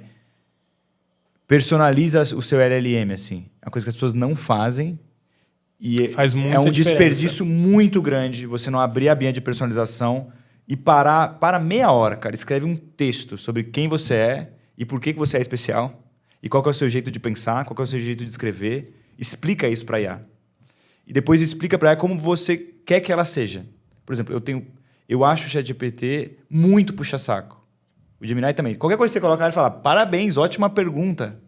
Você coloca lá, quero pintar minha parede de azul. Azul é uma excelente cor. Quero pintar de vermelho. Vermelho que é uma excelente cor. Você pede para ele parar de ser puxa-saco, pede para ele parar de concordar com você, pede para ele te questionar toda vez que você colocar alguma coisa. Você vai usar uma IA completamente diferente. Porque é verdade. É o jeito que eu acho que funciona. Pode ser que você goste. Pode ser que você queira que ele seja mais seu puxa-saco. Quando mas eu aí você comecei coloca a lá. usar, assim, eu usava para esse bate-bola assim, dele criticar o meu texto, era justamente isso. Assim, não tinha crítica. Assim, eu falei, não, preserva o tom crítico do texto e critique, traga contrapontos àquilo que eu estou fazendo. A palavra contrapontos fez muita diferença. Assim, né? E depois... Só que a personalização no próximo ele já esqueceu, né? Total. Não, e aí tem um ponto que a gente esquece, né? Que essas plataformas, elas querem gastar menos processamento com você. Elas querem duas coisas, cara. Elas querem gastar menos processamento, elas querem você feliz. Engajado, né? Então, ela ser meio ignorante é bom para a plataforma. Você fez uma pergunta, eu elogiei a tua pergunta e te dei uma resposta banal usando pouco do meu processamento. Você está feliz, eu gastei menos. Excelente para IA. Né? Agora, você personalizar ela para ela te questionar mais. Por exemplo, uma coisa que eu coloquei no meu ChatGPT, toda vez que ele me entrega alguma coisa, ele encerra com uma sugestão de o que mais ele pode fazer. Ou uma sugestão de como eu poderia ter feito aquela pergunta melhor. E aí eu vou aprendendo. Ele vai ter que trabalhar mais para mim fazer isso. Então, essas nuances de personalização e de você provocar mais a máquina... Essa é uma puta ideia, assim, né? De o que eu poderia ter feito... Como eu posso te pedir melhor, assim. Eu peço, ele responde, né? E ele fala... Eu peço, o que você deveria saber para dar uma resposta melhor? Porque a gente, na maioria das vezes, nossos prompts são muito ruins, cara. A gente não dá contexto nenhum. Muitas vezes você está perguntando para a IA uma coisa que um ser humano ia falar, porra, mas eu não entendi nada do que você está querendo. Só que a IA não fala isso, ela te entrega qualquer merda. Aí você fica achando que a IA é ruim. Então, uma coisa que eu falo que tem um prompt mestre. A capacidade de fazer pergunta, ela é definidora da qualidade do seu trabalho. E aí tem uma coisa que é talvez a coisa mais fantástica dos LLMs, que a IA pode te ajudar a fazer uma pergunta melhor. Eu falo que tem um prompt mestre que é: eu quero fazer a atividade tal. O que você precisa saber para fazer ela melhor do que eu? Aí ele vai te dar umas perguntas. Só de você pensar nessas perguntas, você às vezes já resolve o seu problema. Diferença. Pô, eu quero fazer um planejamento financeiro para alcançar tal e tal coisa. O que você precisa fazer para conseguir traçar um plano melhor do que eu faria? Cara, ele vem com um monte de pergunta que... Às vezes só de você... Às vezes eu me pego respondendo a pergunta e falo, não, já sei. Meio psicólogo, assim. Ele te faz a pergunta e aí na hora que você está respondendo, você fala, obrigado, você resolveu o meu problema, mas foi você ali. Então a IA tem muito isso. Então, essa dica de personalizar e provocar mais ela é uma das coisas mais importantes para você ver mais resultados. Cara, sensacional. Dica muito, muito útil, assim. Como usuário, o próximo já vou usar, já vou aplicar. Quem quiser conhecer o seu trabalho, quem quiser conversar com você sobre treinamento, consultoria, qual o caminho para te achar? Paulo F. Aguiar no Instagram, você vai ver meus conteúdos lá, espero que você goste e comece a seguir. Me manda DM lá, eu vejo todas elas e também estou ali no LinkedIn pelo mesmo nome. São os 2 lugares que eu acho mais fáceis de me conectar, assim. É por lá que eu tenho começado os principais projetos, assim. Então, manda uma mensagem lá e bora se conectar e aprender IA. Paulo, obrigado. Foi uma aula, né? Aqui eu que agradeço, de IA. Fiquei super instigado, né? Já vou usar a IA de um jeito diferente aí, dicas super práticas. Cara, e esse é o que eu falo, assim, já falei isso para você. Além de ser didático, você tem um conteúdo que é muito robusto, assim, e traz para o cotidiano das pessoas. Eu acho que isso faz uma diferença brutal, assim, porque a gente vê nas redes, porque também tem muita gente vendendo óleo de cobra, né? O snake oil, que nem falam os americanos. Olha, isso é muito difícil, mas compra meu curso, que aí você... Ele vende o problema para ter a solução. Exatamente. Né? Então, eu acho que tem esse... É muito legal o que você faz, também no corporativo, porque eu sei o quanto é difícil, né? Você entrar no corporativo, trazer as pessoas para um lugar diferente, várias delas ameaçadas, né? Se sentem ameaçadas pela IA. Pô, eu vou aprender a fazer aqui, quem que vai perder o emprego de criar o projeto? Então, acho que tem que ter uma sensibilidade ali para tratar dessas questões dentro das corporações e você consegue fazer isso, assim. Já teve um cliente seu que elogiou, então... Pô, muito bom. Obrigado, cara. Acho que o meu ponto é justamente esse, cara. Como é que leva a informação para as pessoas e como é que eu também consigo aprender coisa nova todo dia, assim. Tanto que tá lá na minha bio que eu exploro a IA, né? Eu nem coloco que é um especialista, porque assim, eu estou explorando, eu estou aprendendo coisa nova todo dia e ter essas conexões, seja através dos conteúdos, seja através do mundo corporativo, para mim é sempre a coisa mais importante, assim, que é entender o tipo de desafio que cada um está passando e como é que eu trago esse conhecimento junto com um especialista para fazer as coisas virarem com IA. Então, muito obrigado. Admiro muito o trabalho que você está fazendo e fiquei muito feliz com o convite. Cara. Eu que agradeço a sua presença. Foi super legal o papo. Eu tinha certeza que ia ser, porque, enfim, eu acompanho, né? Como eu falei, acompanho o seu trabalho nas redes. Já assisti sua palestra também e as pessoas comentam, né? Isso que é legal, assim, tipo, quero trazer o Paulo. Uma palestra leva para outra. Meu objetivo de uma palestra é ser convidado para uma outra ou para um treinamento na sequência. E que bom que deu certo, né? E espero que daqui também você amplie aí a rede. A gente, felizmente, tem... De novo, né? Não é sobre tamanho, é sobre a qualidade da audiência. Não, e aqui a gente percebe, né? Até pelo feedback de quem veio aqui, que é um público muito qualificado. Inclusive, assim, pessoal de redação, várias vezes, a gente tem muita gente de veículo, né? De TV, rádio, jornal, que acompanha. E até lembrei disso agora. Tem um desafio grande, assim, de como a gente levar o processo da IA para dentro da redação, para edição de texto, criar infográfico, né? Que é uma coisa trabalhosa, é difícil, é caro. E as redações, com o tempo, pararam de fazer infográfico, porque era caro. Você tinha que ter uma pessoa, você não fazia infográfico às vezes toda hora, era complexo e hoje a IA permite fazer infográfico. Isso foi um exemplo que apareceu na minha cabeça. Tem vários. Assim. Edição de foto, infográfico, arte, vinheta. Tem IA para áudio também, né? Se você tem rádio, podcast. Então, eu acho que tem um universo grande aí. Então, esse conteúdo aqui, espero que seja útil para você, mas também espero que seja o começo da jornada, né? Daqui as pessoas partem para outro lugar. Paulo, obrigado. Prazer tê-lo aqui. Valeu demais, cara. Até a próxima. Até. Muito bem, agora momento de análise. Yulia retornando, né? Voltei. E aí, Yulia, o que teremos? Hoje a gente trouxe uma análise mais aprofundada do caso de Cannes. Acho que todo mundo está familiarizado, mas a gente também trouxe Não é aqui... o caso, né? São os casos, Exatamente, né? exatamente. Mais de uma fraude. Mas, enfim, que foi até trabalhada na sua newsletter. E então, só contextualizando aqui para quem não sei o que é o caso de Cannes. O Cannes Lions é considerado o festival de criatividade mais importante do mundo. O Brasil foi homenageado esse ano no festival. E a DM9 tinha ganhado o prêmio máximo na categoria Creativity Data com a campanha Efficient Way to Pay. Mas depois de uma denúncia... A campanha da Consul, né? Uma campanha da Consul. Exatamente. Para dar um contexto aqui, né? Era uma campanha da Consul que a pessoa economizava na conta de luz, comprava uma geladeira, e aí no vídeo aparecia a imprensa comentando, tinha TED Talks, uma senadora americana, jornalista da CNN, mas não era verdade, aquilo era IA. O mercado quem acompanha o mercado sabe muito bem, mas o problema não acabou aí. Não, porque os dados foram adulterados. Até essa questão da CNN tinha mudança de chamada, até da própria notícia que tinha sido veiculada. Nunca aconteceu aquilo. Exatamente. O que eles chamam de peça fantasma, né? É uma campanha feita só para mostrar o potencial criativo dos publicitários. Então, porque até uma pessoa ficou brava comigo no LinkedIn e falou assim, não... Acho, né? Parecia brava. Falei assim, o que importa é se vendeu ou não vendeu. Eu falei, então, mas deixa eu te explicar, é uma peça fantasma. Não foi ao ar em lugar nenhum. Isso não tem como ter vendido porque não foi ao ar, não foi veiculado. E ele falou, mas por que faz então? Eu falei, isso é uma prática comum em Cannes. Cannes faz, premiações fazem. A pessoa manda aquilo que ela poderia fazer com os recursos disponíveis sem ter que veicular na TV. Eu não gosto da prática. Acho que a gente cria um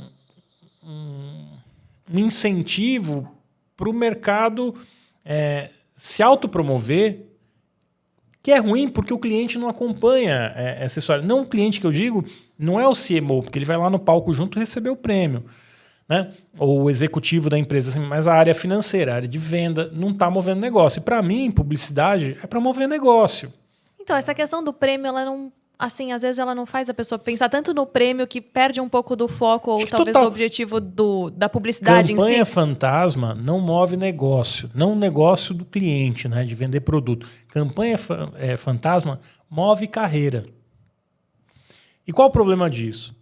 O incentivo, ele te estimula a se comportar de um jeito ou de outro. Hoje é muito fácil você criticar os profissionais que usaram IA. O Ícaro Doria, que é o diretor criativo, foi mandado embora. Perdeu o emprego na DM9. Mas no final do dia, ele não é o único executivo né, testando o limite lá em Cannes. A agência como um todo estava envolvida. Muito difícil que só uma pessoa soubesse que tinha IA sendo usado no vídeo, ou só uma pessoa soubesse que esse vídeo foi inflado, com resultado inflado, que é muito preocupante com a manipulação. Mas acho que tem uma outra questão, porque não foi um problema isolado, é importante que se diga. A África teve problema com campanha. A Lepub também. Então, várias agências tiveram, inclusive agências estrangeiras, mas acho que os problemas mais sérios se concentraram no Brasil. E talvez o que tenha mudado também, eu acho que... eu sou suspeito para falar porque eu trabalho no Valor, né, no Valor Econômico. Né, eu tenho uma coluna lá no Valor Econômico. Mas o Valor Econômico fez uma cobertura muito correta do que aconteceu. Né? A Josete Goulart, no UOL, foi a primeira a publicar a notícia, né, que seria uma manipulação. Ela publicou isso na quinta-feira, mas depois que ela publicou, o Valor entrou na cobertura de uma maneira muito forte. Assim, né? Teve uma série de reportagens, foi a fundo na matéria. E aí o que chamou a minha atenção, até comentei isso na newsletter, né? É curioso que a mídia do segmento não tenha levantado essa história. E talvez porque isso tenha acontecido, porque é tão comum ter peça fantasma que você que está muito próximo de alguma coisa acaba normalizando isso, acaba vendo como menos problemática. E foi o UOL e o Valor, dois veículos que não são do trade, que fizeram uma cobertura muito... muito correta, assim, né? A palavra não é dura, né? Mas eles foram muito objetivos, assim, no problema. Olha, esse é o problema. A gente está manipulando informação, no mundo que a gente vive é complicado. Foram atrás da Consul, foram atrás da DM9 e também ajudaram a levantar outros casos que aconteceram, né? De novo, não foi só a DM9, a gente tem outras agências, Lepub, África, que por diferentes razões também abusaram da criatividade, dá para dizer assim, lá em Cannes. E aí, né, eu acho que também o que eu escrevi, né, o que eu trouxe é que esse abuso de criatividade, ele também é resultado do mercado atual. E como as empresas estão se estruturando em torno das agências, né? Então, uma empresa, né, como a gente vê hoje em dia, pagando em 90, 120 dias, então demora cada vez mais para pagar, aperta cada vez mais na negociação, né? Então, reduz o valor e quer ganhar prêmio. A empresa diz assim, você quer ganhar prêmio, mas não tem verba, então vou fazer uma peça fantasma. E a empresa ganha. Legal, o CMO sobe no palco, né? O diretor de marketing sobe no palco, comemora, tá todo mundo junto ali. Agora, no primeiro problema que dá, todo mundo abandona a agência, o diretor criativo perdeu o emprego, mas assim, o cliente não sabia disso. E as agências, muito rapidamente, todo mundo tirou o cliente da reta, né? Não, foi só a gente. Foi só a gente? Pô, o cara tá lá no palco, recebeu o prêmio junto, participou, e aí é só a agência, que é a velha história, né? É o lado fraco. Né? A corda arrebenta, a corda roda para o lado mais fraco, né? E eu acho que é isso que aconteceu nas agências. Mas é muito preocupante também, porque eu não vejo a agência, né, só como um comprador de mídia. A agência, ela é um terceiro, alguém que tem um olhar de fora, né? Um olhar de consultoria, aquela visão de helicóptero, né, que a gente chama, para ajudar a marca não só a comprar mídia, mas também a pensar a comunicação dela, né, como ela fala com o mercado, a narrativa dela. E acho que a gente acabou criando um mercado muito nocivo, porque na mesma medida que as empresas pressionam, querem reduzir custo, cortar isso, aquilo, o cara que está dentro da agência, cada vez mais ele é remunerado pela premiação. Então, para quem está dentro de uma agência hoje, a diferença entre uma carreira em ascensão ou uma carreira estagnada, muitas vezes é ganhar um leão. Então, o cara, inclusive não raro, o salário do cara está atrelado à premiação. O que é o que é incoerente se você parar para pensar que no final do dia a agência existe para ajudar o cliente a fazer negócios, né? A vender mais também. E Cannes não me parece ser a melhor maneira. De novo, né? Cannes move carreiras, não move negócios. É a sensação que eu tenho. Não do ponto de vista de quem vende, né? Acho que foi bem completo, mas destrinchando o que você falou, que está na newsletter também, e agora a conversa que teve com o Paulo Aguiar. IA está em ascensão. Você mesmo falou dessa questão de, não é um caso isolado. Não é. Tem um dado aqui do relatório do Varejo de 2025 que mais da metade dos brasileiros... mais da metade dos brasileiros já compram pelas redes sociais, 55%, e muitos deles também não se importam, como foi citado aqui, com o conteúdo ser feito por IA. É aquela ideia do conteúdo ser, de fato, ele preenche o que eu quero naquele momento. E aí, a gente tem junto a isso o Google, que também saiu uma pesquisa recente, que não penaliza conteúdos feitos por IA, também não beneficia, mas não penaliza. Não ajuda nem atrapalha. Né? Exatamente. Então, também não é uma barreira para publishers usarem IA. Como que isso também não acaba incentivando e estimulando esse tipo de prática? A gente precisa tomar cuidado assim, para ler as pesquisas da maneira correta, né? Então, acho que assim, IA, é óbvio, vai ser usado, as pessoas não se importam. Elas não se importam se o conteúdo tem IA, mas elas se importam de serem enganadas. O próprio Paulo usou o exemplo aqui. Você tem um influenciador. Minha pele está maravilhosa graças a esse produto. E, é uma IA ali falando, eu acho que as pessoas não vão gostar de se sentir enganadas, principalmente se o produto for ruim. Acho que o que aconteceu em Cannes foi isso também, as pessoas se sentiram enganadas. O que me parece muito preocupante, né? Se você junta no júri alguns dos maiores especialistas em produção de vídeo, criatividade, os maiores especialistas do mundo estão lá votando. Na verdade, tem gente brilhante lá em Cannes. E eles não conseguiram identificar uma desinformação, um vídeo gerado por IA. Imagina quem não é especialista. Então, acho que sim, vai passar batido muitas vezes. E acho que a IA vai se popularizar dentro da publicidade. Já está popular, a tendência é usar cada vez mais.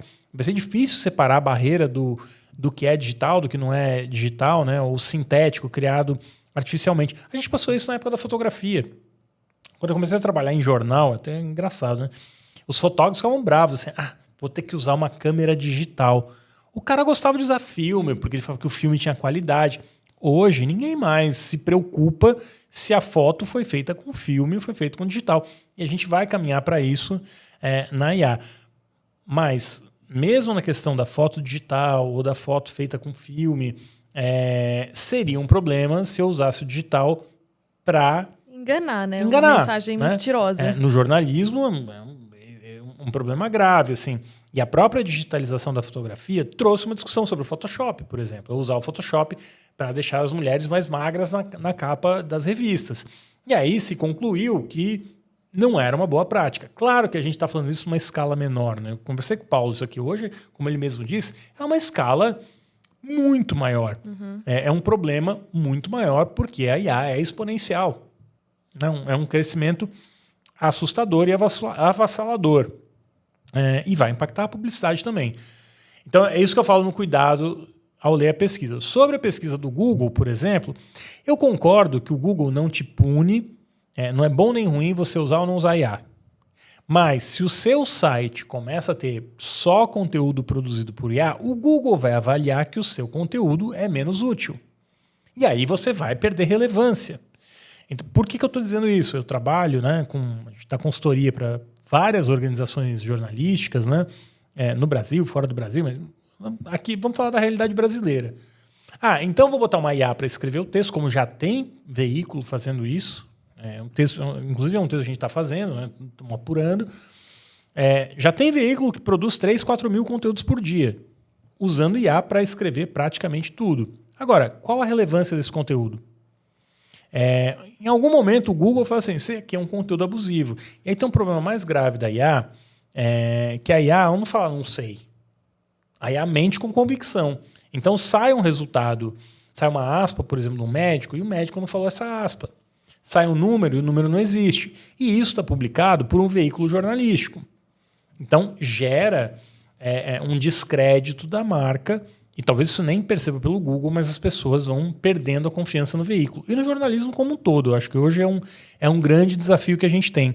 Mas no final do dia, a gente já viu isso. Sites que estavam produzindo muito conteúdo pode não cair numa regra de IA, mas cai numa regra de relevância de conteúdo para dentro do Google. Só deixa eu ser justa aqui, porque essa pesquisa também avaliou, entre esses conteúdos de IA, eu acho que só 4,6% eram 100% feitos por IA. Então vamos também que a classificação também leva em consideração esse fator humano, né?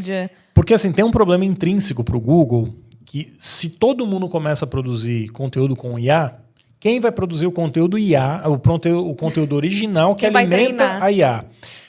E aí você tem várias... o conteúdo sintético, ele faz com que o modelo colapse, né? Você não tem informação nova para treinar o modelo. E o fato é que boa parte desses modelos foi treinado com informação roubada, né? Então, você ia lá, botava o robô para rastrear o site, é um volume absurdo de rastreamento de site que acontece hoje em dia, mas caiu a ficha para os publishers, os veículos. Você pega países nórdicos, por exemplo, Suécia, Noruega, mais de 90% dos publishers já bloqueiam robô. Então, vai o ChatGPT lá, botar o robô dele para ler o que está no site, e fala, você aqui não entra. A gente tem vários processos, né, correndo nos Estados Unidos. São 44 processos hoje nos Estados Unidos contra empresas de IA que usaram conteúdo para treinar, né, grandes modelos. Até final do ano deve chegar a 50, se tem esse dado aqui anteriormente, né, na conversa. É um número impressionante, porque não são processos pequenos. New York Times, se eu não me engano, está pedindo $10 bilhões para a OpenAI. Então tá mais difícil você achar conteúdo relevante. Nos Estados Unidos, o último número que eu vi, mais de 70% dos sites bloqueiam. Aqui no Brasil, a gente não está bloqueando nada, basicamente. É a menor parte dos veículos que bloqueiam. E aí tem um problema da IA bater no site, mesmo tendo o aviso de estar bloqueado, ela vai e chupa o conteúdo do mesmo jeito. Acho que a gente vai ter que endereçar essa questão em algum momento. E aí a minha leitura é que enquanto não tiver um processo, enquanto veículos de mídia, organizações, artistas não se unirem e moverem um processo, não vai resolver. As Big Techs só movem e buscam soluções quando existe uma imposição da lei, quando elas são reguladas. Por livre e espontânea vontade, as Big Techs não farão nada que comprometa o bottom line delas. Menos dinheiro, menos lucro, não é do interesse dessas empresas. Elas não vão mover 1 centímetro para ajudar o criador de conteúdo ou para combater pirataria de conteúdo se não for beneficial para elas do ponto de vista financeiro. Não vou nem entrar na questão ética aí, mas enquanto não tiver um resultado financeiro ou um impacto financeiro, elas não vão mover. Só voltando agora para o caso da DM9, quando houve essa denúncia, teve uma cassação, né, do prêmio da DM9. Sim. E a DM9 tirou o vídeo do ar. Isso resolve de alguma forma a questão, assim? Porque realmente a atitude deles foi, a princípio, essa... Mas você vê, né? A DM9 devolveu o prêmio. As outras não. Então, assim, resolveu. Eu acho que foi um alerta importante para a indústria, mas eu acho muito complicado também as agências que tiveram cases que não tiveram que devolver, ou que não devolveram espontaneamente.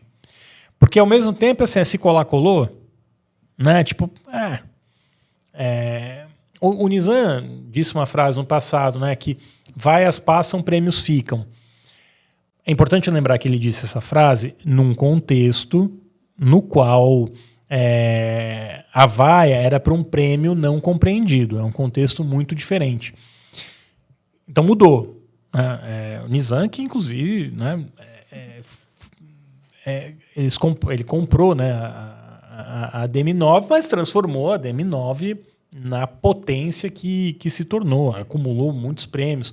Então acho que assim, são contextos diferentes, não dá para... Mas a lógica da frase foi adotada pela indústria, num contexto que não se aplica mais. Ele estava falando ali do cara que não compreendeu o prêmio. E o Nizam sempre teve essa coisa de estar próximo do cliente e mover negócio para o cliente, né? É um dos grandes nomes aí da publicidade brasileira, tá no top 5 ali, né? Sem dúvida. Mas eu acho que essa frase foi desvirtuada ao longo dos anos e hoje as agências ainda estão tentando aplicar essa lógica num contexto que não cabe mais. Mas o peso acabou caindo muito mais na DM9 do que nas outras, né? Porque até nesse contexto, a DM9 devolveu o prêmio, chegou a pedir desculpas publicamente e depois falou sobre a criação de um comitê de ética de IA.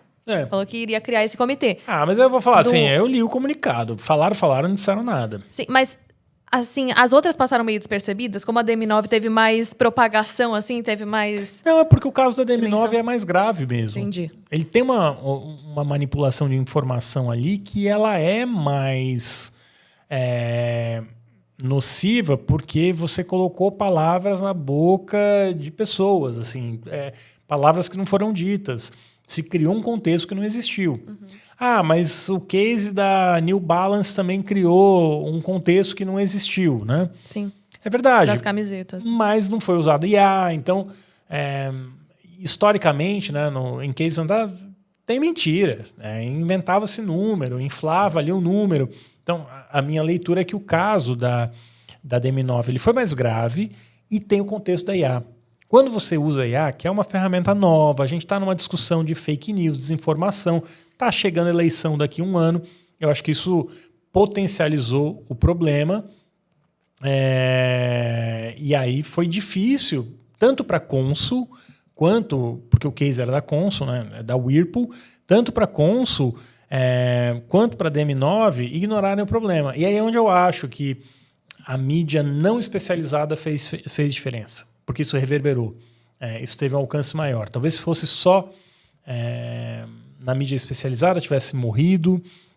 Na verdade, nem foi publicado, né? Eu acho que a mídia especializada entrou na cobertura depois que virou uma notícia relevante e que circulou, né? Circulou muito em grupo de WhatsApp, por exemplo. E você já falou, né, que o Ícaro Doria foi demitido. Enfim, há 2 dias, né, a gente está gravando aqui na quinta-feira, a Consul e a DM9 encerraram a parceria. E, assim, tem que achar um culpado, né? Mas isso não resolve o problema como um todo, né? Como você já falou, é uma questão de mercado, né? Podemos dizer aí que eu acertei, né? Porque eu falei que isso também ia acontecer, né? Porque você mesmo falou que precisa achar um culpado, né? Quando acontece algo assim, você tem que colocar... Embora é muito difícil, como você disse, que só uma pessoa sabia que tinha sido usado inteligência artificial, enfim, que nada disso foi aprovado por outras pessoas. Mas você precisa achar um culpado e você precisa de medidas efetivas para as pessoas falarem, então tá bom, então eles fizeram algo a respeito. Mas isso é efetivo? Isso muda, de fato, assim, o modelo ou é uma coisa muito maior?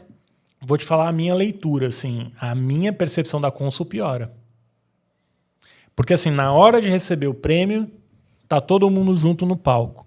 No primeiro problema que acontece, você fala, chuta a agência, bota na conta da agência. Se a intenção da Consul é botar na conta da DM9, para mim, não cola. Eu acho que, assim, a gente tem que estar junto no sucesso, mas na hora que tem um problema, a gente está junto também. Lembrando que Consul, né, a DM9 não tinha só a conta da Consul. Tinha Brastemp, o grupo Whirlpool tinha a conta lá. E eu falei, eu até falei, para mim era uma questão de tempo, era o tempo dos advogados entrarem num acordo e, assim, é um roteirinho. Agora, de novo, eu acho que a Consul replica uma postura que a gente está vendo no mercado, que é tratar a agência como descartável. Fica, né, o discurso de somos parceiros, né? Não é fornecedor, é parceiro. Fornecedor é uma palavra feia. Mas no final do dia é isso, né? Primeiro problema, você chuta o fornecedor, porque o fornecedor ele é facilmente substituível. Também não sei se tem uma solução mágica, mas eu acho que a maneira como as empresas se comportaram, ou como, né, no caso da Consul se comportou, assim, botando tudo na conta da agência, a gente precisa assumir a responsabilidade pelos parceiros que a gente tem. É duro fazer isso, mas a gente tem que assumir.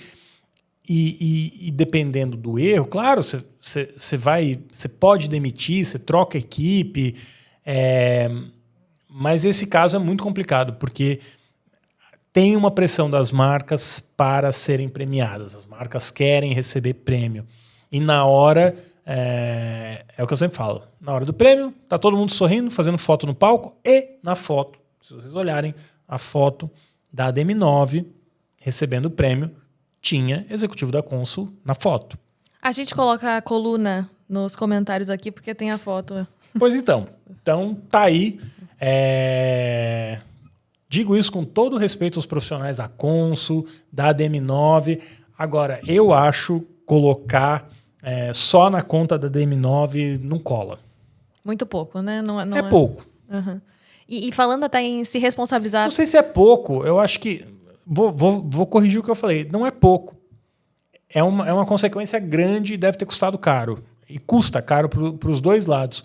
Não é pouco. Não resolve o problema. Porque a Consul só falou assim, isso aqui não fui eu. Mas a Consul não disse o que ela vai fazer para mudar o processo. A Consul não disse se vai continuar fazendo campanha fantasma ou não. A Consul não deu uma entrevista para falar sobre o problema. A pessoa da Consul que estava recebendo o prêmio não falou. O que ela pensa sobre isso? O CEO da Consul não foi para a mídia falar qual a posição da empresa sobre isso. Mandar uma notinha dizendo isso aí é problema da agência é muito fácil. Assumir a bucha e falar assim, olha, é o nosso parceiro, a gente acredita no prazer, errou, mas a gente vai seguir num período de teste, vamos ver se funciona, se é isso, já trocou o executivo. De novo, acho que eu queria ouvir mais da Consul. Estou curioso para saber qual é a posição da Consul. Porque assim, então eu corto a relação e acabou. Então, de novo, se é só um fornecedor, é fácil de cortar. Se é um parceiro, é parte do seu negócio. Você não corta da noite para o dia como se não fosse nada importante. E acho que a Consul é um exemplo, ou ela deixa evidente o que o mercado está fazendo hoje em dia, como as empresas tratam os fornecedores, mas como as empresas tratam os próprios funcionários. Eu não conheço a política interna da Consul, não estou falando especificamente da Consul, né? Mas quando a gente olha burnout, como as pessoas estão cansadas, de saco cheio do trabalho, minha leitura, que também tem muito a ver com essa lógica, né, de que tudo tem que ser muito rápido, tudo é corrido, tudo tem que ser resolvido da noite para o dia. Eu quero muito resultado sem fazer investimento ou sem fazer o esforço que eu tenho que fazer. A consequência está aí. Eu acho que o case da DM9 ele é uma consequência dessa lógica. Mas não me surpreenderia se isso fosse um problema crônico dentro das empresas. By the way, né, inclusive, olhando os resultados, né, da Whirlpool, a gente vê que não é uma empresa no seu melhor momento. Tem o desafio dos chineses, tem o crescimento da concorrência, é um mercado mais fragmentado, fazer mídia é mais difícil. Assim, olha quantas pessoas já passaram pela posição de liderança da comunicação da Consul nos últimos 5 anos. Né? É um número alto. Façam a busca lá, porque eu já fiz, mas eu não vou falar o número aqui para não correr o risco de errar. Na comunicação, nas áreas de direção. E talvez a Consul é uma das muitas empresas que tem a mesma prática. Agora, se eu daqui 1 ano vou estar em outro lugar, girei, né, a catraca, eu não estou muito preocupado com o que acontece agora, só quero bater o número e o resultado. Sim. E falando até dessa questão de responsabilização, de segurar a bucha, vamos trazer aqui, para finalizar, o assunto das Big Techs, que teve a votação do artigo 19 na última semana. E aí, agora, recentemente, né, porque o episódio vai uns dias depois para o ar, o Trump com as tarifas, também a coluna em que você falou que as tarifas vão muito além das tarifas em si, ou de um pró-Bolsonaro, né, de uma defesa do Bolsonaro, da livre expressão. Como que essa questão das Big Techs influencia também essa questão política, né? De você defender a não penalização ou a não... que eles não sejam penalizados, né? Que eles não tenham a se responsabilizar pelos conteúdos veiculados nas redes sociais. Vamos por partes, assim, né? Não tem muita lógica o Trump reclamar que o Brasil está abusando dos Estados Unidos, né? Sendo que os Estados Unidos têm um superávit na balança comercial. Acho que esse é o primeiro ponto. Acho que nem os americanos entenderam muito bem qual a lógica, né? Se eu tenho superávit, como que eu estou me aproveitando, né? Além do que a conta do Trump, quando ele mostra que tem um déficit nos Estados Unidos, ele não bota serviços, né? Que isso inverteria a balança e deixaria um superávit para os Estados Unidos. Mas para mim, talvez o ponto seja assim, tem uma série de acontecimentos, né, que a gente viu. As lideranças das Big Techs na posse do Trump, o dinheiro que elas doaram para a inauguração do Trump, a relação das Big Techs com a indústria militar americana. A gente tem Meta trabalhando com o Departamento de Defesa americana, Meta, Google, Amazon, todos esses são grandes fornecedores, Microsoft, são grandes fornecedores. Então tem uma relação muito próxima do governo, agências do governo com a indústria americana. E nesse superávit de serviços que a gente tem nos Estados Unidos, são quase aí 300 milhões de dólares, bilhões de dólares de superávit, quando você coloca serviço, boa parte disso é tecnologia. Né?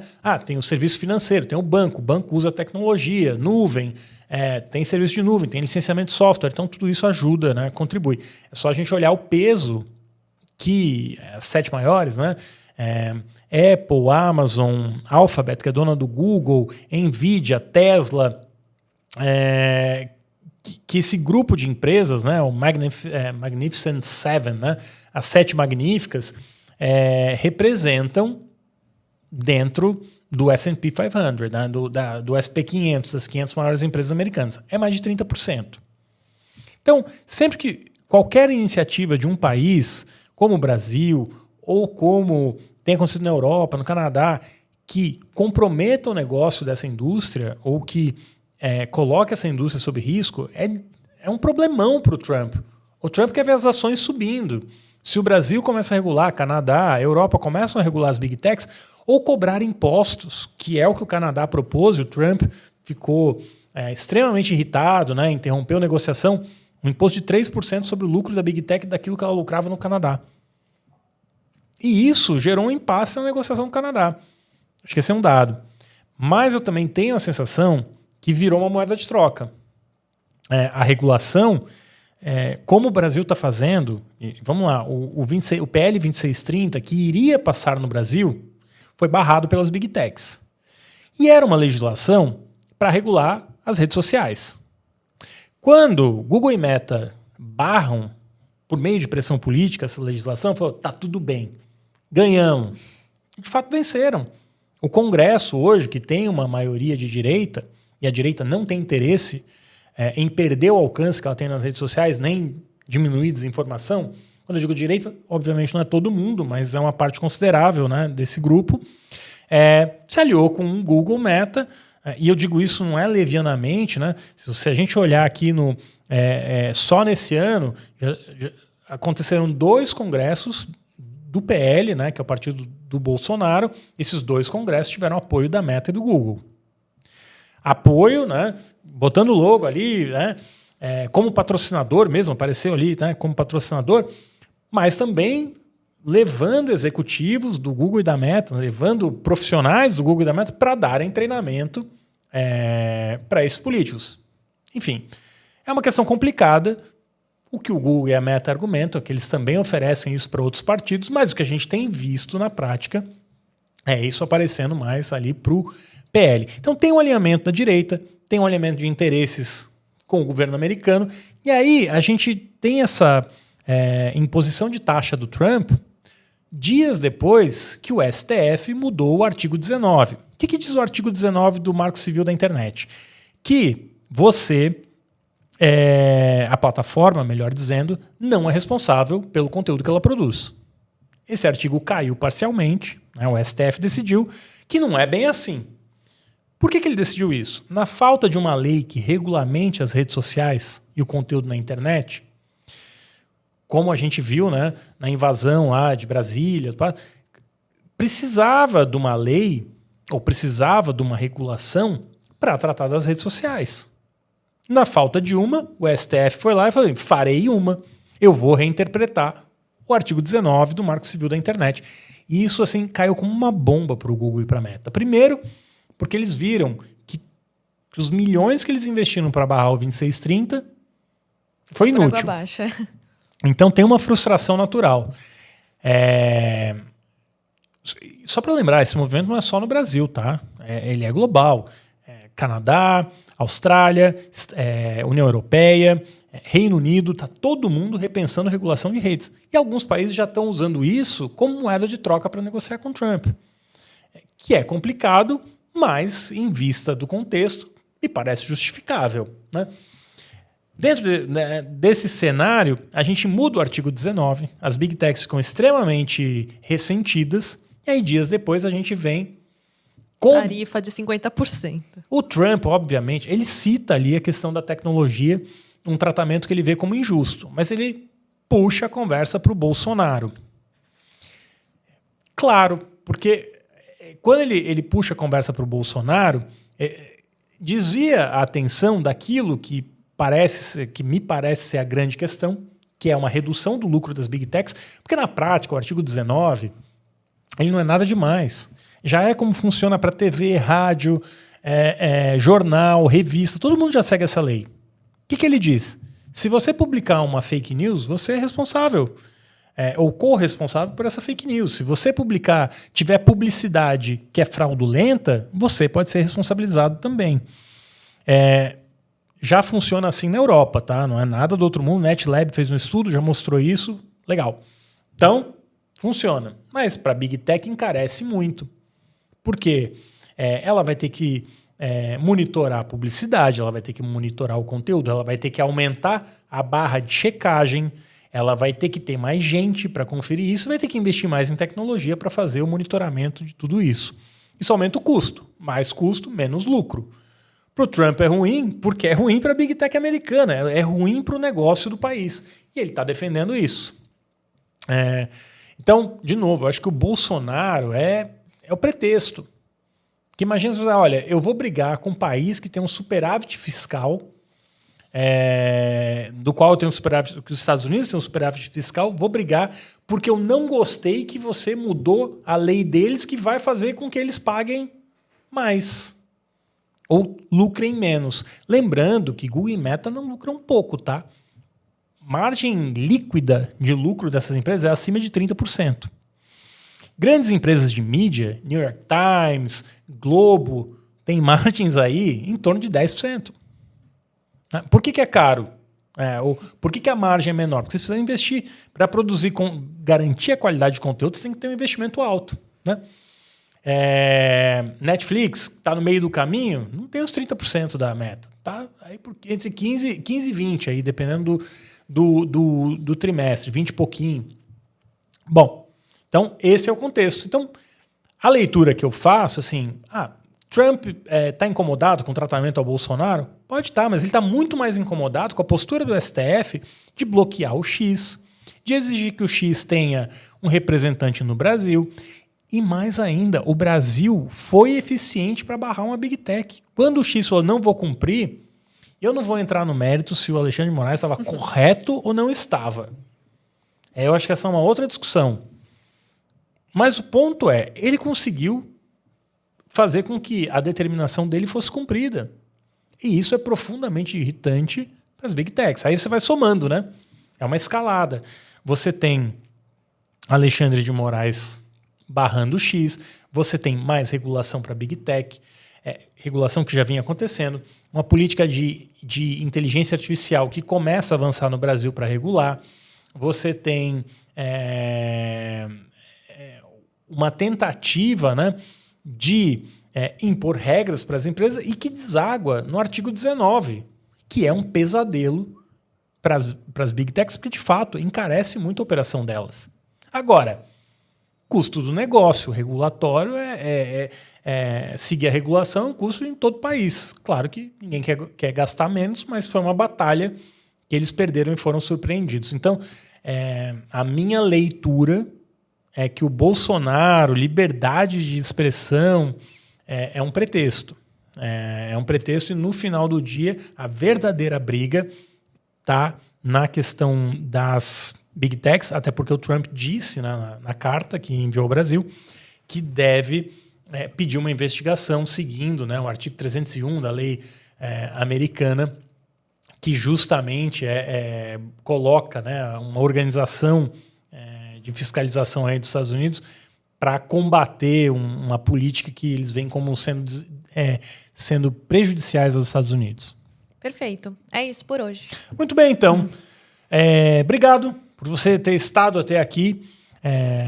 Obrigado por seguir nas redes sociais. Olha que...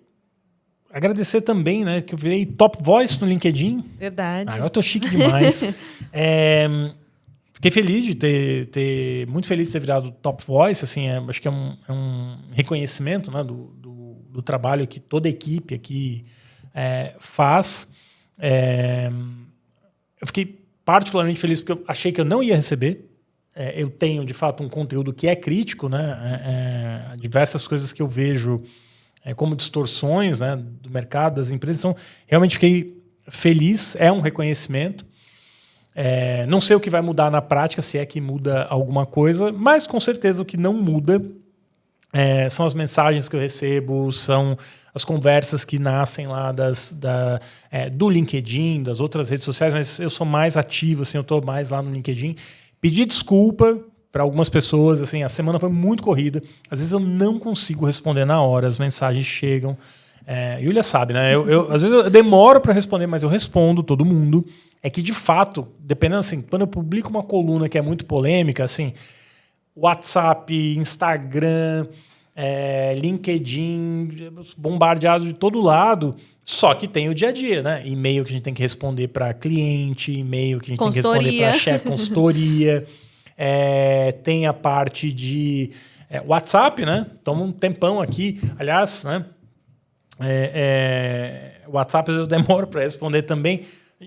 É um malabarismo, assim. E aí a rede social, como não é um contato mais próximo, a gente acaba deixando para o final. Aliás, se quiser falar comigo, você me conhece, tem meu telefone, manda WhatsApp.